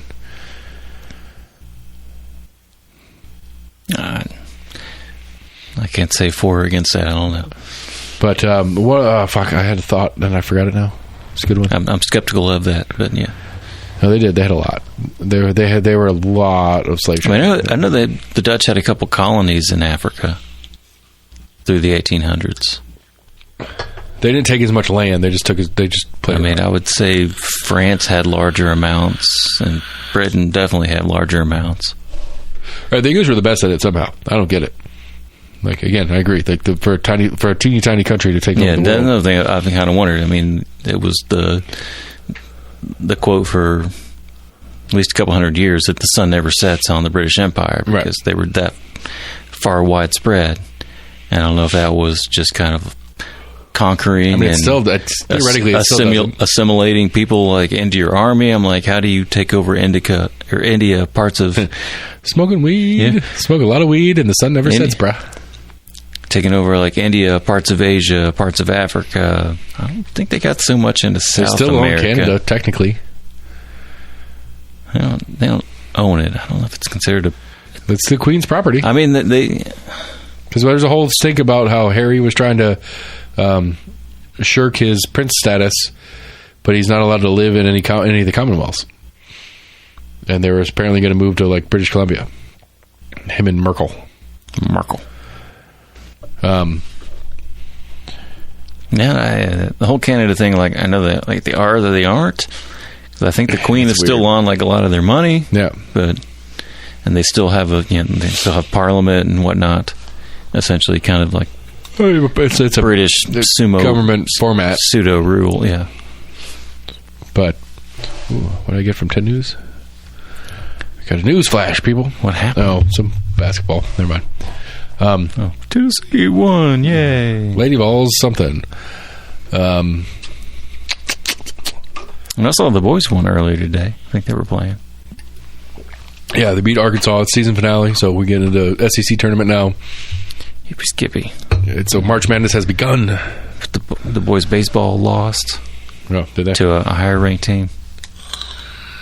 Unsurprisingly. The people that do the rankings are pretty good. So I don't know. What else we got? I really had something and I forgot it. In the Ukraine thing, I can't remember what the fuck it was. No, I mean the whole Ukraine thing it's very sticky, and it's where we kind of get into geopolitical conversations of being viewed as an assistant into a country fighting a war, into being a de facto part of that war. Yeah. But I mean, again, I don't know. Like, realistically, if you're Putin, right?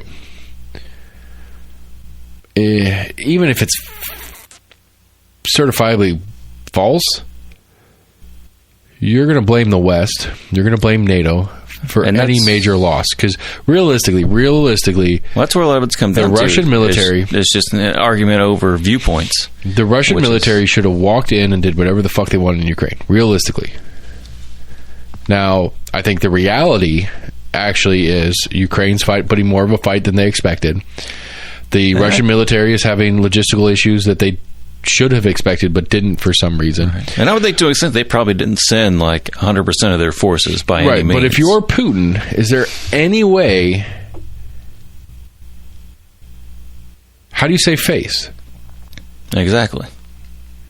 And so what do you do? What does a wounded animal do? Crazy shit. That's what I'm saying. I think he's going all out for, I don't know. In my thoughts, he's going all out to then kind of push the concession of Ukraine. It's like, I've already taken your... I mean, at this point, they've already taken, your major nuclear power plant, which is apparently it's like one of like the top nuclear power plants or at least in Ukraine, if not the EU. That I'm not 100% sure about. But I think he's put a strong push into Ukraine, probably in hopes of a concession of like, okay, if you'll stop fighting, give us these disputed regions. I'm trying to remember what happened with Crimea, because I don't think there was like any really repercussions out of it other than probably some sanctions. Right. It's probably like, you took over part of a country. All right, but if you're going to stop, okay. That reminded me of the point. One of the points I really want to get. Because that's what I'm kind of wondering, like, what's going to happen, like, whenever this all does, like, end. Like, how is this going to look? So, prospectively, you have banks that are still in the process of cutting off ties with Russia, which is a large, global economy. To then, like, how do they get back into? I mean, with any bank, I mean, you want investors. Right. If you have rich people there, you want to get back to them whenever you can. Essentially, people are going to have to start making, connections to these. Where you have, FIFA, major soccer organization. You have NHL, other major sporting organizations. Apparently, the Olympics, Paralympics have banned the Paralympics did finally kick them out like right before it started, because initially they said they weren't really going to do anything about it. And then I guess, I don't know if there was enough global feedback. So apparently, the last time the level of sanctions that we're talking about doing that are already happening right now. And some are weird because they're like in the process. But the last time we got any level of sanctions like on any country, on any level like we're doing right now, at least any major country, was pre-World War II. Pre-World War II Germany. Like, hey, knock it the fuck off. Sanction. And Germany's response to that was, the only way we can get through this without whatever it is that you're sanctioning us from having access to is to take it. So at least argumentatively, and I don't know the history. You're talking about World War I? II. We put sanctions on Germany after World War II. Yes. No, I know before, leading into World War II, when Hitler, on Hitler's raise, as Hitler was raising. Oh, we put as he was raising, and I think it was when he went into Austria, late 30s. They're like, hey, knock it off, sanctions. And so Hitler and his team are looking at these sanctions and saying either we can back off and hope that they back off with the sanctions, or we just keep taking shit. And they went with keep taking shit. Because I know we put a lot of restrictions post-World War I as far as what Germany could manufacture, which they exceeded during the 20s. Right. And we threw them into a huge depression and all sorts of fucking terrible economic shit, which is what we went led into our own. I mean, it was essentially a worldwide depression outside of areas that were already in depression that were like, what are you talking about? This is normal. Life sucks. But you're poor too now? Welcome to the family. But yeah, anyway, but apparently pre-roll, but pre-real World War II, like early Nazi expansionism part of it, the West, as we consider it now, France, England, U.S., even Russia at that time, started sanctioning Germany for their actions, similar to what we are doing now. And Germany's response to that was, fuck it, let's go. Because I remember hearing, like, going into World War II, there were still some American companies that still had ties. Right, they were selling. I mean, we're well into action. I think we even still had some, like, military kind of, like, semi-contracts. There's a good chunk of World War II where we were selling weapons to both sides. We were selling equipment and machinery. And we're like, oh, you need ammunition? Okay, sure. Yeah, we got that. Can you... yeah, so, again, that's another scary thing at play. It's like we're talking about more sanctions...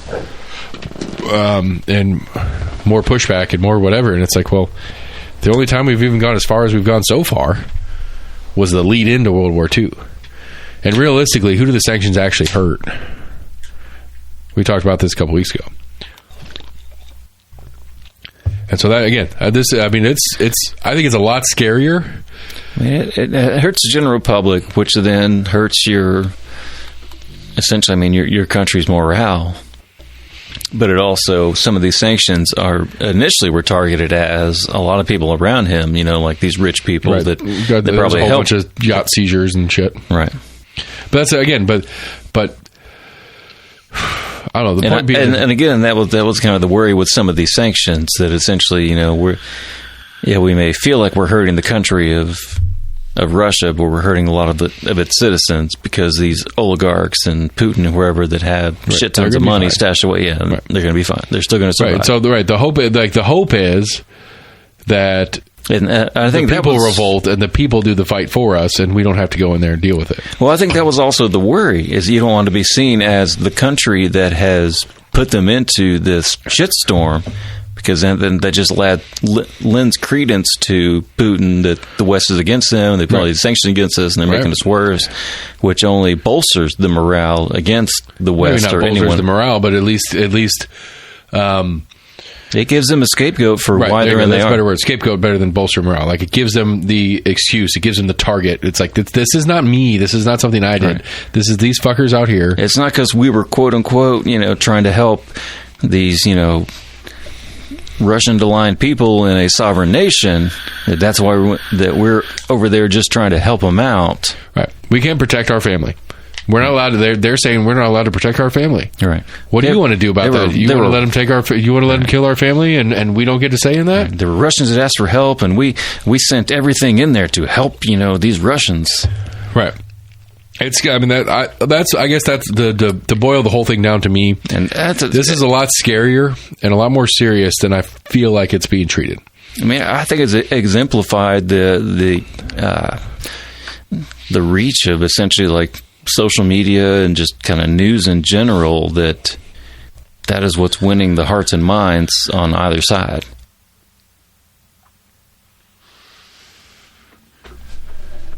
I mean, to an extent, I mean that's we're at the point where most people get their news from social media, from sweet podcasts like ours. What are you talking about? That's right. Yeah.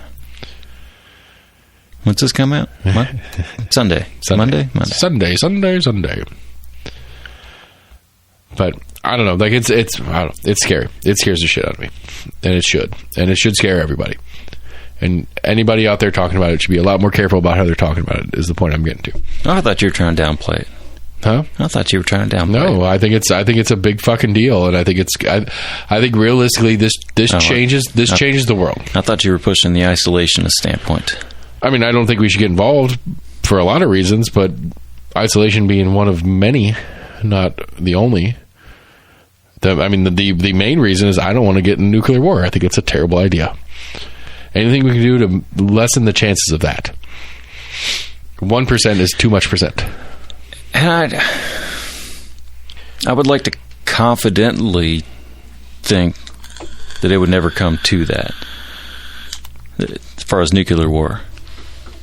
To where, as the Russians, I'm assuming, would know that if a Russian weapon were ever used, there's too many other... Exactly, yeah. Mutually assured destruction. I don't want to get back to that point of the Cold War of mutually assured destruction, to where we literally got ICBMs that will wipe off wide swaths of areas. It'll end the world. Whatever. I mean, it'll end the world as we know it. With prejudice. As we know it, kind of, yeah. Yeah, and again, that's the number one goal for me, is that we don't get to that point. Right. And at the same token, I would like to think that people at that higher level of military strategery know that that's an option, but it's not quite an option that's very viable. So they know if we did that, then we're going to expect some nuclear shit coming our way too. Right, but I guess my concern is it's the wounded. How willing are they? It's the wounded animal of that I'm concerned Putin might become. That's my fear of this, is that Putin might be treating this as he's gonna look at this like it's the West putting us down anyway. I think that's an automatic.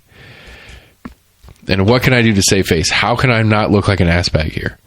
How can I make this not a losing effort for us? I don't know. That's the scary part. Yeah. So how does he justify a win in this game? That's what I'm wondering. That's why I think that he's aiming for a concession of these two disputed areas. I hope that he can say he pulled off a win. Right. That would be... It's like, okay, I was going to take the whole country of Ukraine, but I'll settle for... this eastern chunk and... These two areas. Yeah. All right, so... that's Ukraine.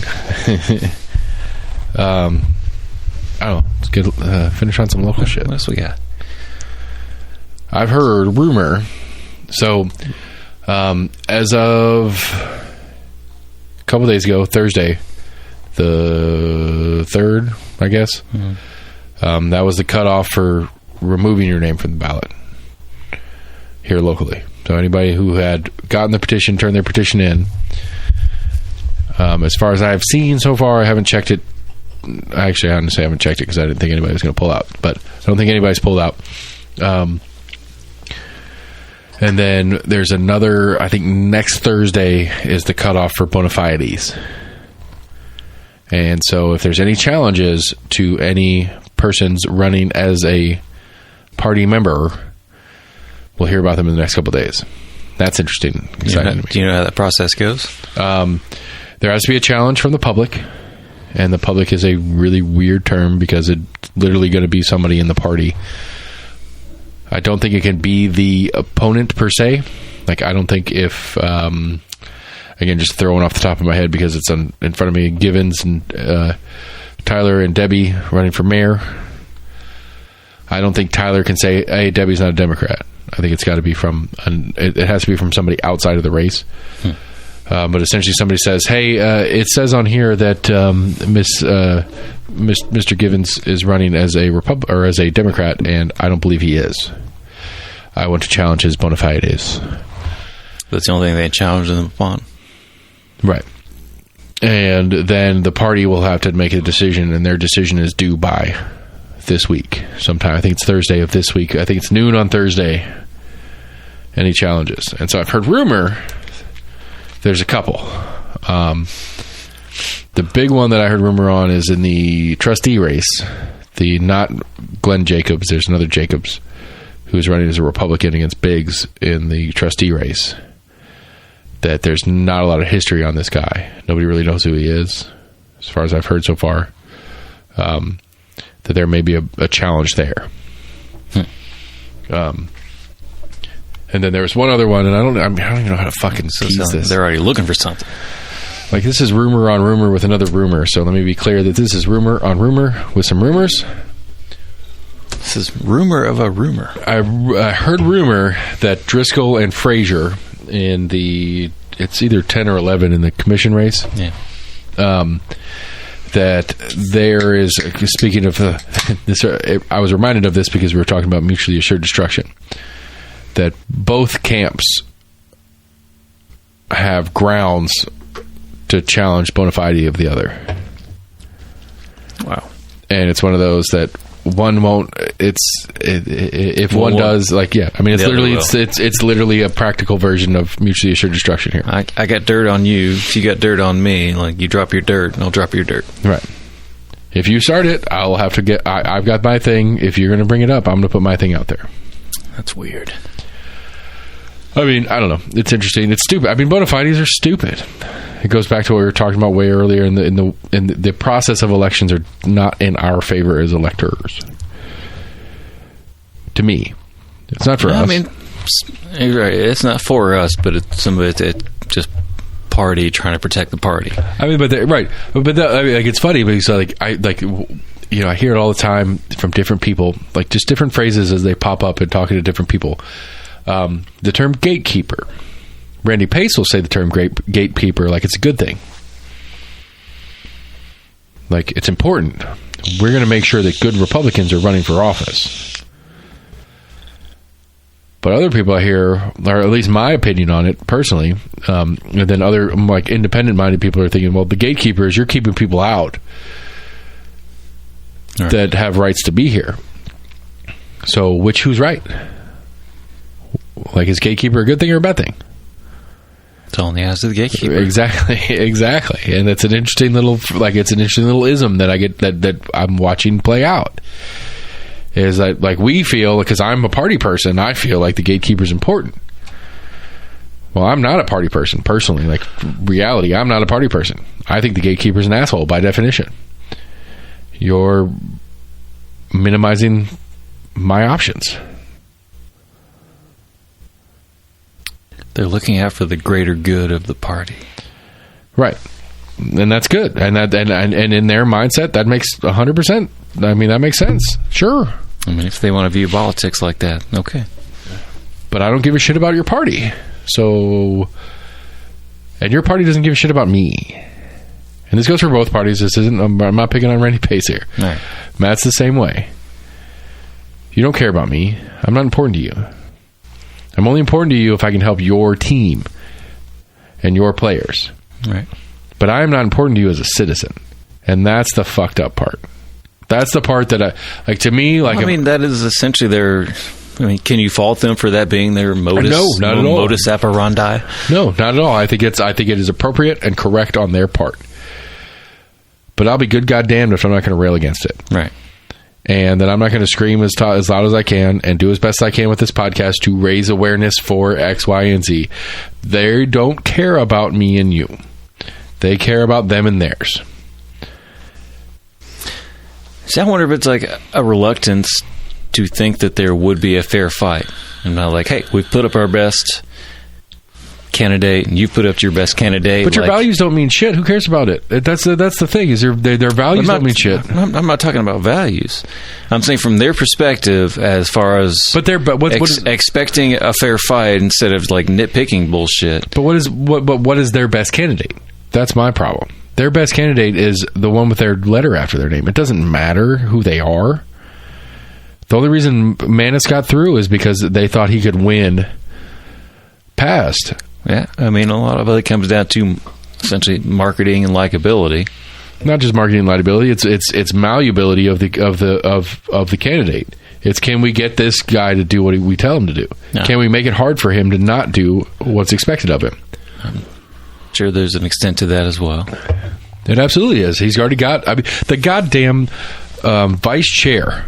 The vice chair of the county party is primarying Eddie Manis right now. To go against him? Yes. Okay.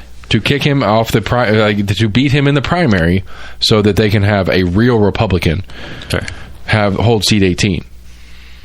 Because he's not a real Republican. If I didn't have to know any better, I would have thought that primarying him was advocating for him. Sorry. No, primarying against him, trying to take his seat from him. Right. Because generally speaking, if you're a good Republican or Democrat, the party doesn't run against you. Right.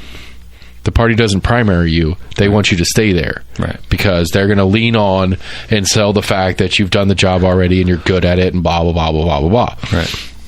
But Eddie Manis is not that guy. Right. And so they're going to rail on him for it. And again, the vice chair of the local party, who shouldn't, by bylaw definition, shouldn't be involved in politics. Well, I mean, as a candidate. I mean, in general, I don't want to take this off like local, but I mean, in general, we're seeing a large shift in politics in general. And we've seen cycles of it in the past. What large shift? As far as just had the CPAC down in Florida. I think there is an ever-growing divide within the Republican Party. I agree. And there's been a growing divide within the Democratic Party as well. I don't know how much ground, quote-unquote, progressives have gained.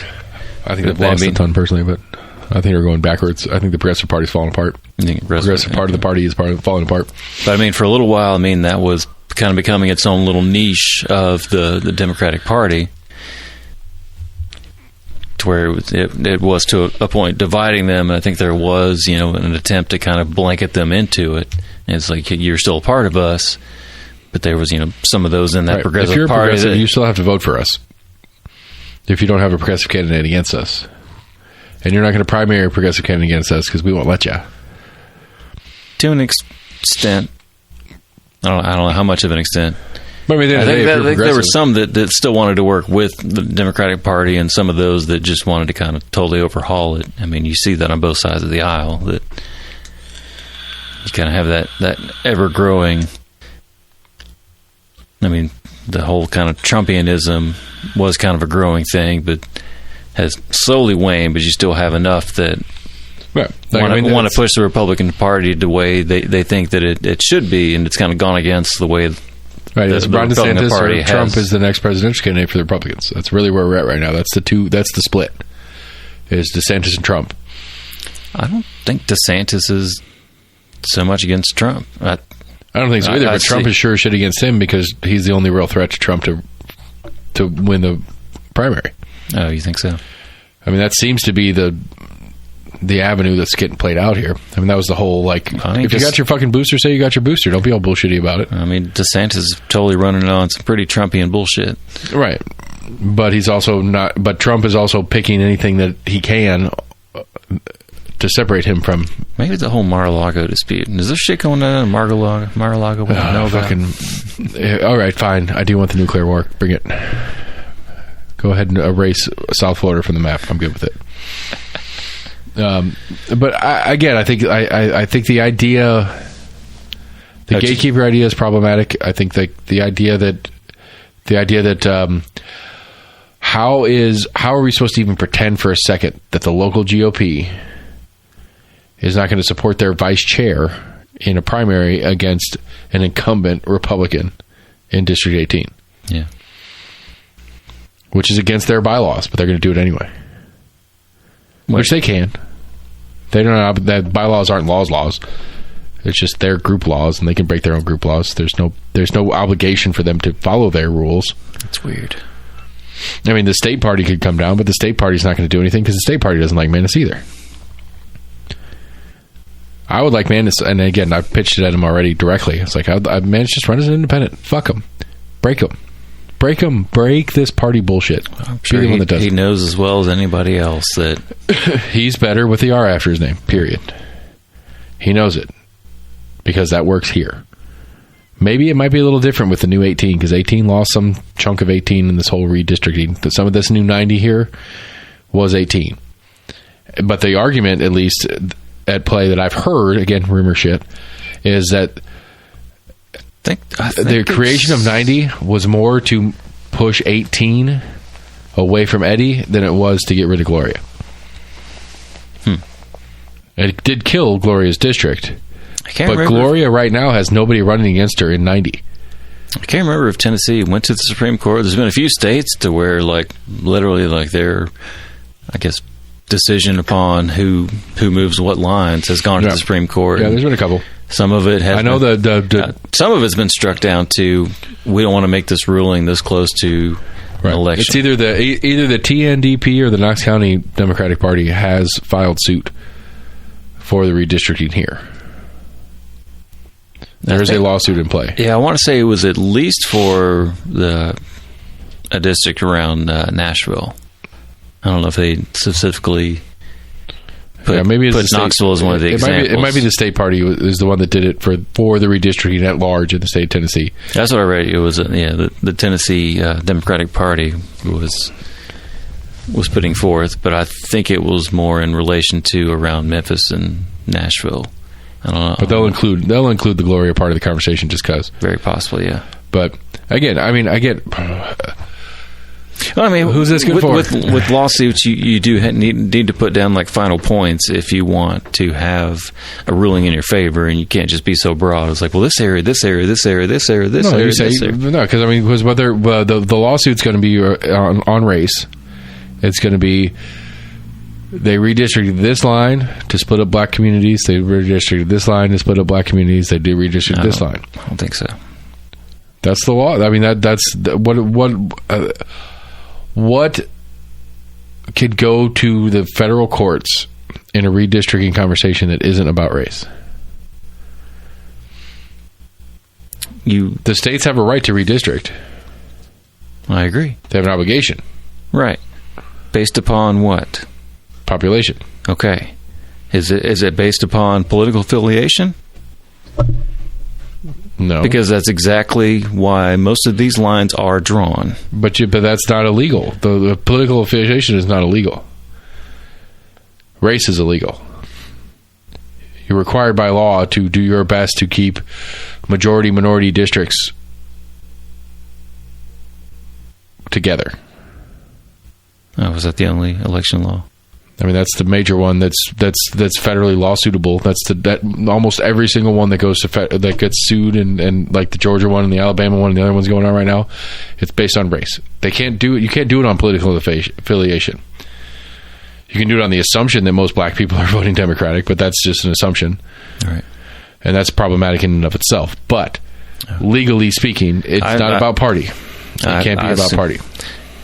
I assume that it was above race and it was all on party affiliation.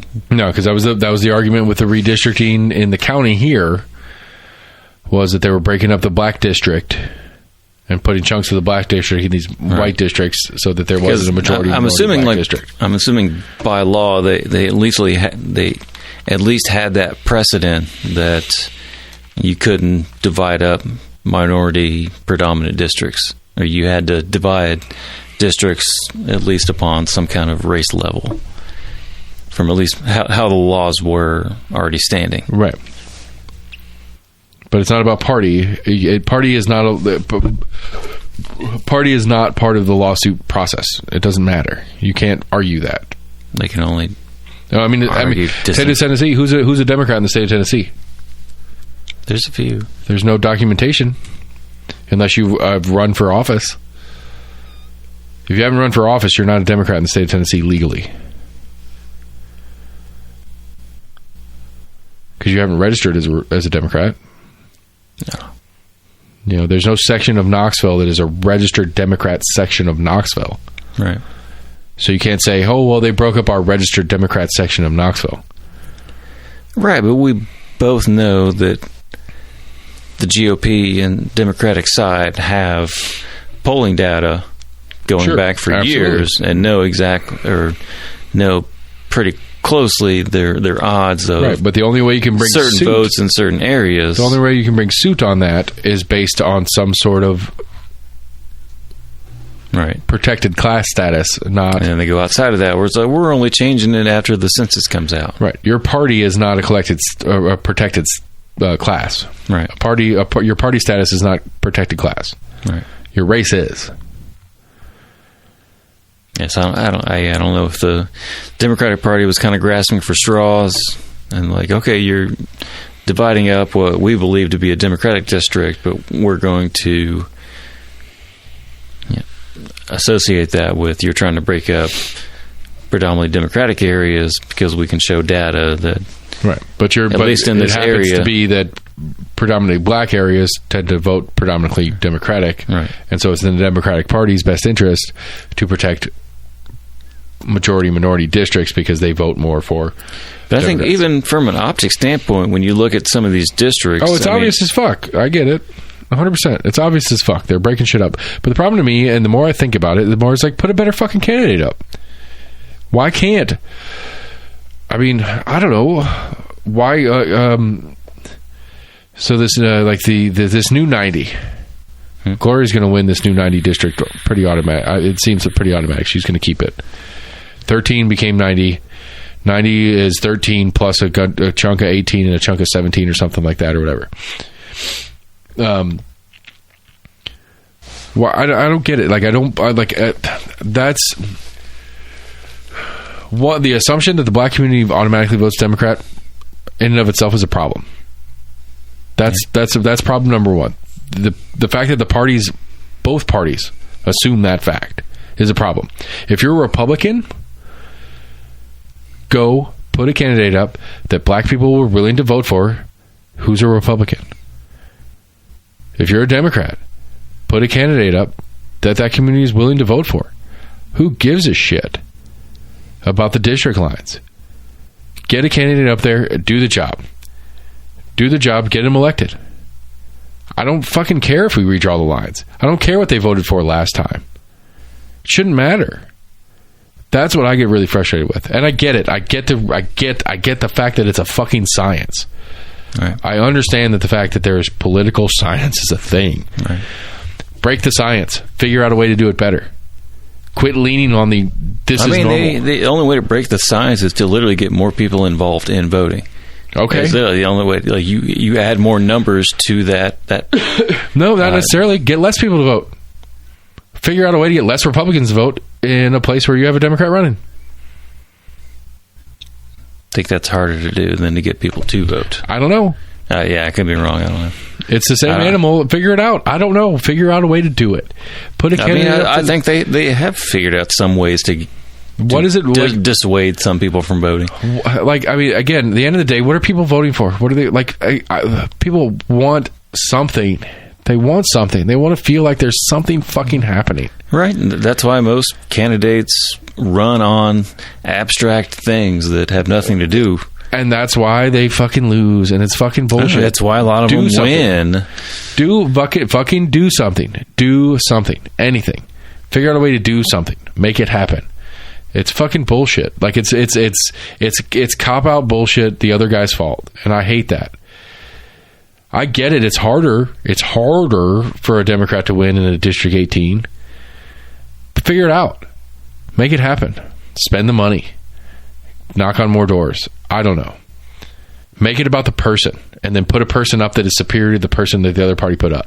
I mean, I don't know what's going to take to get more people to vote. I don't know if we've actually increased at a certain point or decreased at a certain point, but I would say for probably the last 30 years, it's been semi-steady as far as the percentage of population that goes out and votes. Okay, so like, best example I can think of is... I mean, I'm sure that both sides of the aisle, or all sides of the aisle, the reality, have been trying to figure out for years, how do we get more votes? Their party affiliation is what fucks them. That's the reality. That's the truth. Because, like, I was talking to Givens about it when he was in here. I was like, dude, you're a Democrat. He's like, yeah. I was like, does it bother you at all that the fact that Joe Biden has, I don't know, the worst approval rating of any president in our lifetime? You sure about that? Pretty damn close. He's at like 29 right now. Sorry, go ahead. But the fact that Joe Biden has a D after name is going to make a difference on your ability to win here. That's the problem. The problem is that version of a Democrat and this version of Democrat are equal. That is the problem. That is why Democrats don't win locally. Because Joe Schmo down the street from me... Guilt by affiliation. Yeah. Joe Schmo down the street from me who can agree with Givens or Debbie or whoever the fuck the other Democrat is that's running for mayor here in Knox County right now. They can agree with so much shit that they say. They can be like, yeah, they're fucking right. Or, forget it. Do it in the blind study version of it. Be like, hey, what's important to you, Joe Schmo down the street? This, and this. Well, Debbie fills all those blanks for you. Yeah, but she's got a D after name, and that guy in the White House right now has a D after his name, and he sucks. So I'm going to vote for the guy with the R. Congratulations. Democrats, you killed yourself. Republicans do it in the same way in different versions and different cycles and all the fucking bullshit. That's the fucking problem at play. Joe Biden and Tyler Givens have zero in common.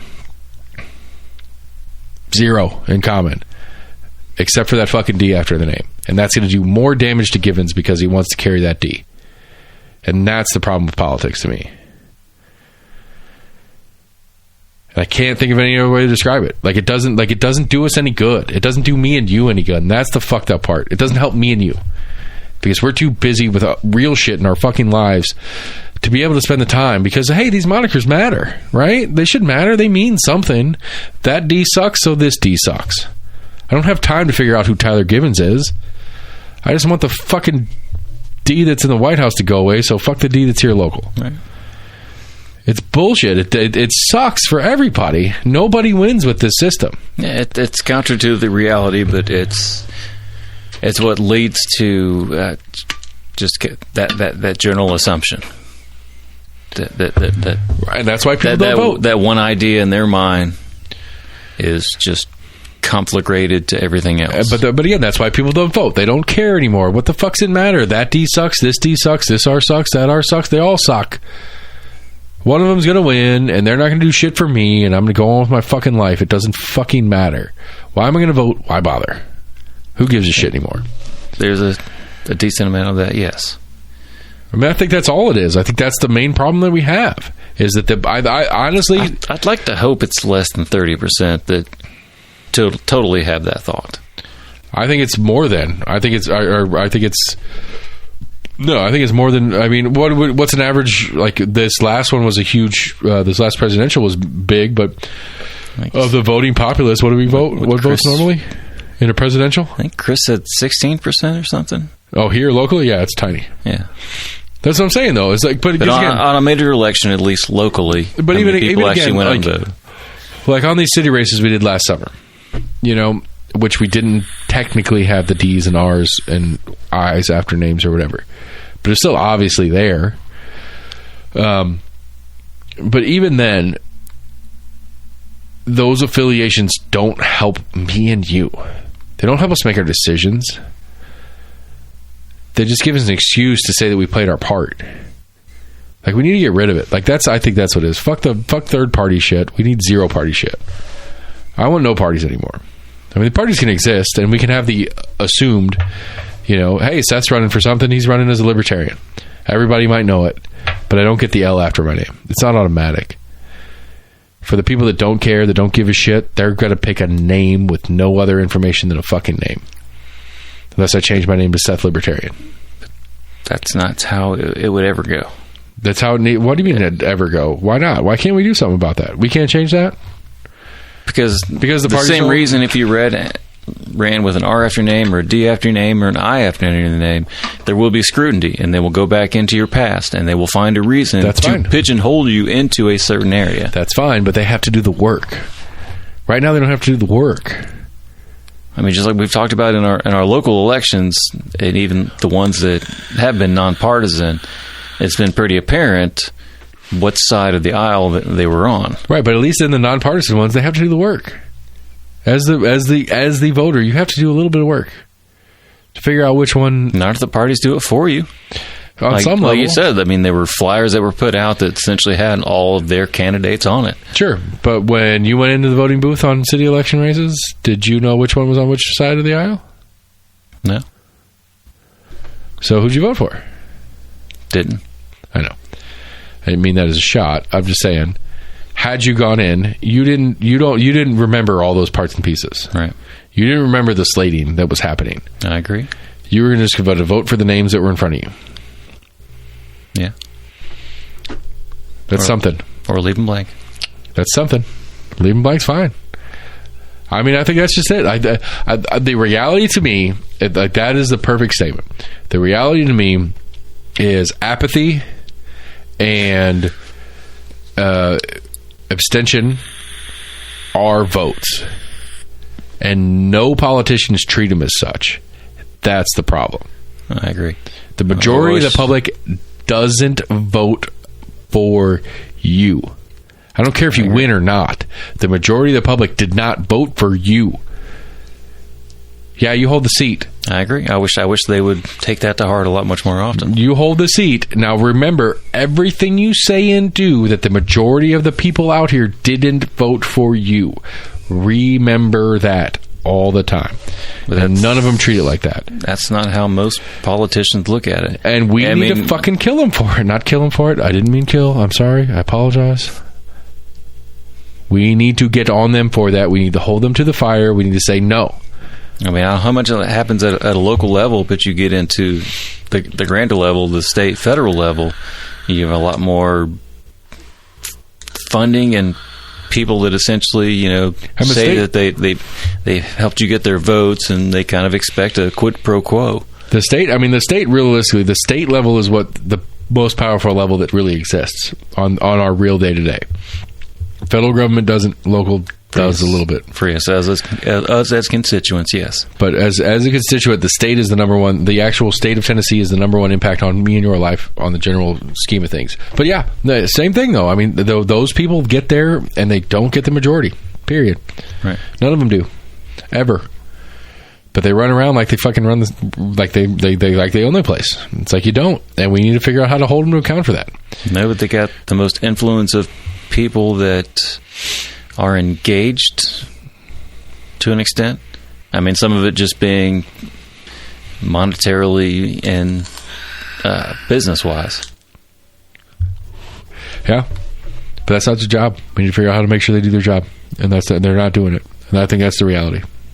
I agree. But at this point, they see most of their clout being brought about by... And we need to fix it. I agree with you. I agree with what you're saying, but we need to fix those things. These are the things we have to fix. We have to fix those things. They're not going to fix it on their own. We've talked about before, like how do we get more people engaged? The Boyds and the the Boyds and the Haslams, they're not going to change what they're doing because they want to. It's because we make them. It's a winning game plan already. Yeah. We have to make him do it, and that's the bottom line of it.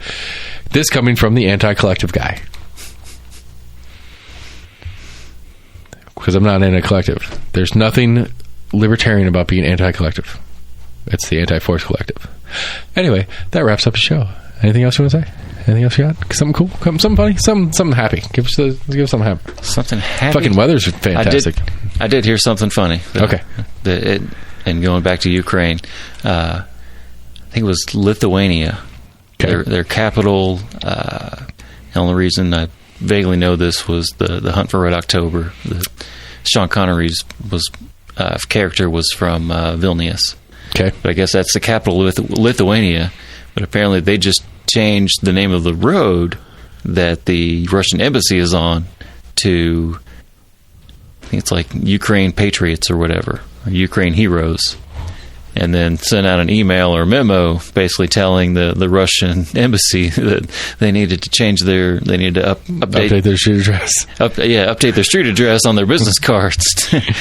That they are now located on Ukraine Patriot Avenue or whatever. I will put out that reminds me. I was like, that's kind of funny. That reminds me of the stories that the Ukrainian version of the IRS. Have you heard this story? Mm-mm. They put out a statement that says if the acquisition of an abandoned or otherwise undisposed Russian military property, you do not have to claim on your taxes. What? If you steal a Russian tank, you don't have to fucking claim it on your taxes, is basically what the joke was. No. If you come under control, if you take ownership of any Russian military asset, you will not be taxed on said asset. Yeah, I think I saw some. Basically, it's like a sideways way of semi-encouraging people to steal Russian shit. Yeah, I think there was some like fake social media things that were talking about Ukrainians selling like captured tanks and captured aircraft or whatever. There was a YouTube video of like a lady that was supposedly a Ukrainian lady teaching you how to drive a Ukrainian tank. Really? So if you find it, but apparently, like they've had real problems. The Russians have had real problems with their tires. The road's been pretty muddy. So so their tires getting fucked up, and they're getting bogged down and leaving a bunch of equipment around because they can't get it out of whatever it is. And so the people that live there that know how to fucking deal with the shit are digging them out. And that's like kind of the joke with the IRS thing is that Ukrainian IRS is like, hey, I don't see that as much happening. I mean, logistically, what, leaving them? Yeah, no, they're doing it. I mean, you have like, it was like a 40-mile long convoy that was going into Kyiv that did get stalled. Part of it due to weather, and part of it due to supposed pushback. But I don't see, if you have that armament in that area, how you're not able to protect it. That supposedly civilians haven't been able to go in and with shovels and dig tanks out of the mud. Oh. It's a fun story. If you've got artillery there, you've got that area pretty well controlled. I don't know. Just my uneducated. I mean, at some point they're going to move that. Theoretically, they're going to move on at some point, and if that thing's stuck in the mud, they're going to leave it in the mud. Right. They're not. I mean, I don't know. I assume. I guess I hope they're not going house to house killing everybody that they drive by. Yeah. Oh, did you hear about Lindsey Graham? Is he dead? Not yet. Bummer. Continue. Apparently, he put out some kind of tweet that was basically encouraging the Russian public to assassinate Putin. And there's been a broad pushback. I mean, it's unilaterally. Right. Yeah, you should have said that. Huh? I mean, I agree with it. I agree with the sentiment, but you don't say that. Right. You know, it goes back to that, like, you know, we can think all we want about how much we want Putin dead, but we don't want to take any claim or any, right. I was wondering if any it was, obscure version of credit for it. Yeah, I was wondering if it was some like random like argument or whatever, but apparently I think what I read, well, it was an actual like tweet that he put out. Hey, Russian people, kill Putin. Yeah. Yeah, you're an idiot. I think it wasn't quite as direct, but like, you know, the only way to end this is to, you know, take him out of power, and you know, you guys are the only way to do this, or something like that. Yeah, because elections happen there. Yeah. Yeah. All right, so Lindsey Graham's an idiot. That's a show, people. Outro, buddy? No, thank you. Damn it all to hell. Almost in agreement at gmail.com. Thanks for all the emails I've been getting. I appreciate them. They're fun to chat. I like the back and forth. I like the insight that you guys have for me and correcting me on my mistakes. Website's where it's at. That website's all the good stuff. The election guide is my key thing, and I'm really working hard to try to make it as useful to you guys as possible. It'll have links to the shows when I get candidates in here. It has links to their website if I can find one, or if I have time to get it all set up. Facebook, Instagram, Twitter, YouTube. We're on all those things. Check us out there. Follow us, like us, share us. And then most importantly, get on your favorite podcast provider. Do that thing. 5-star reviews, whatever it is. Tell your friends about us. That's where it's at. We're going to keep working through candidates.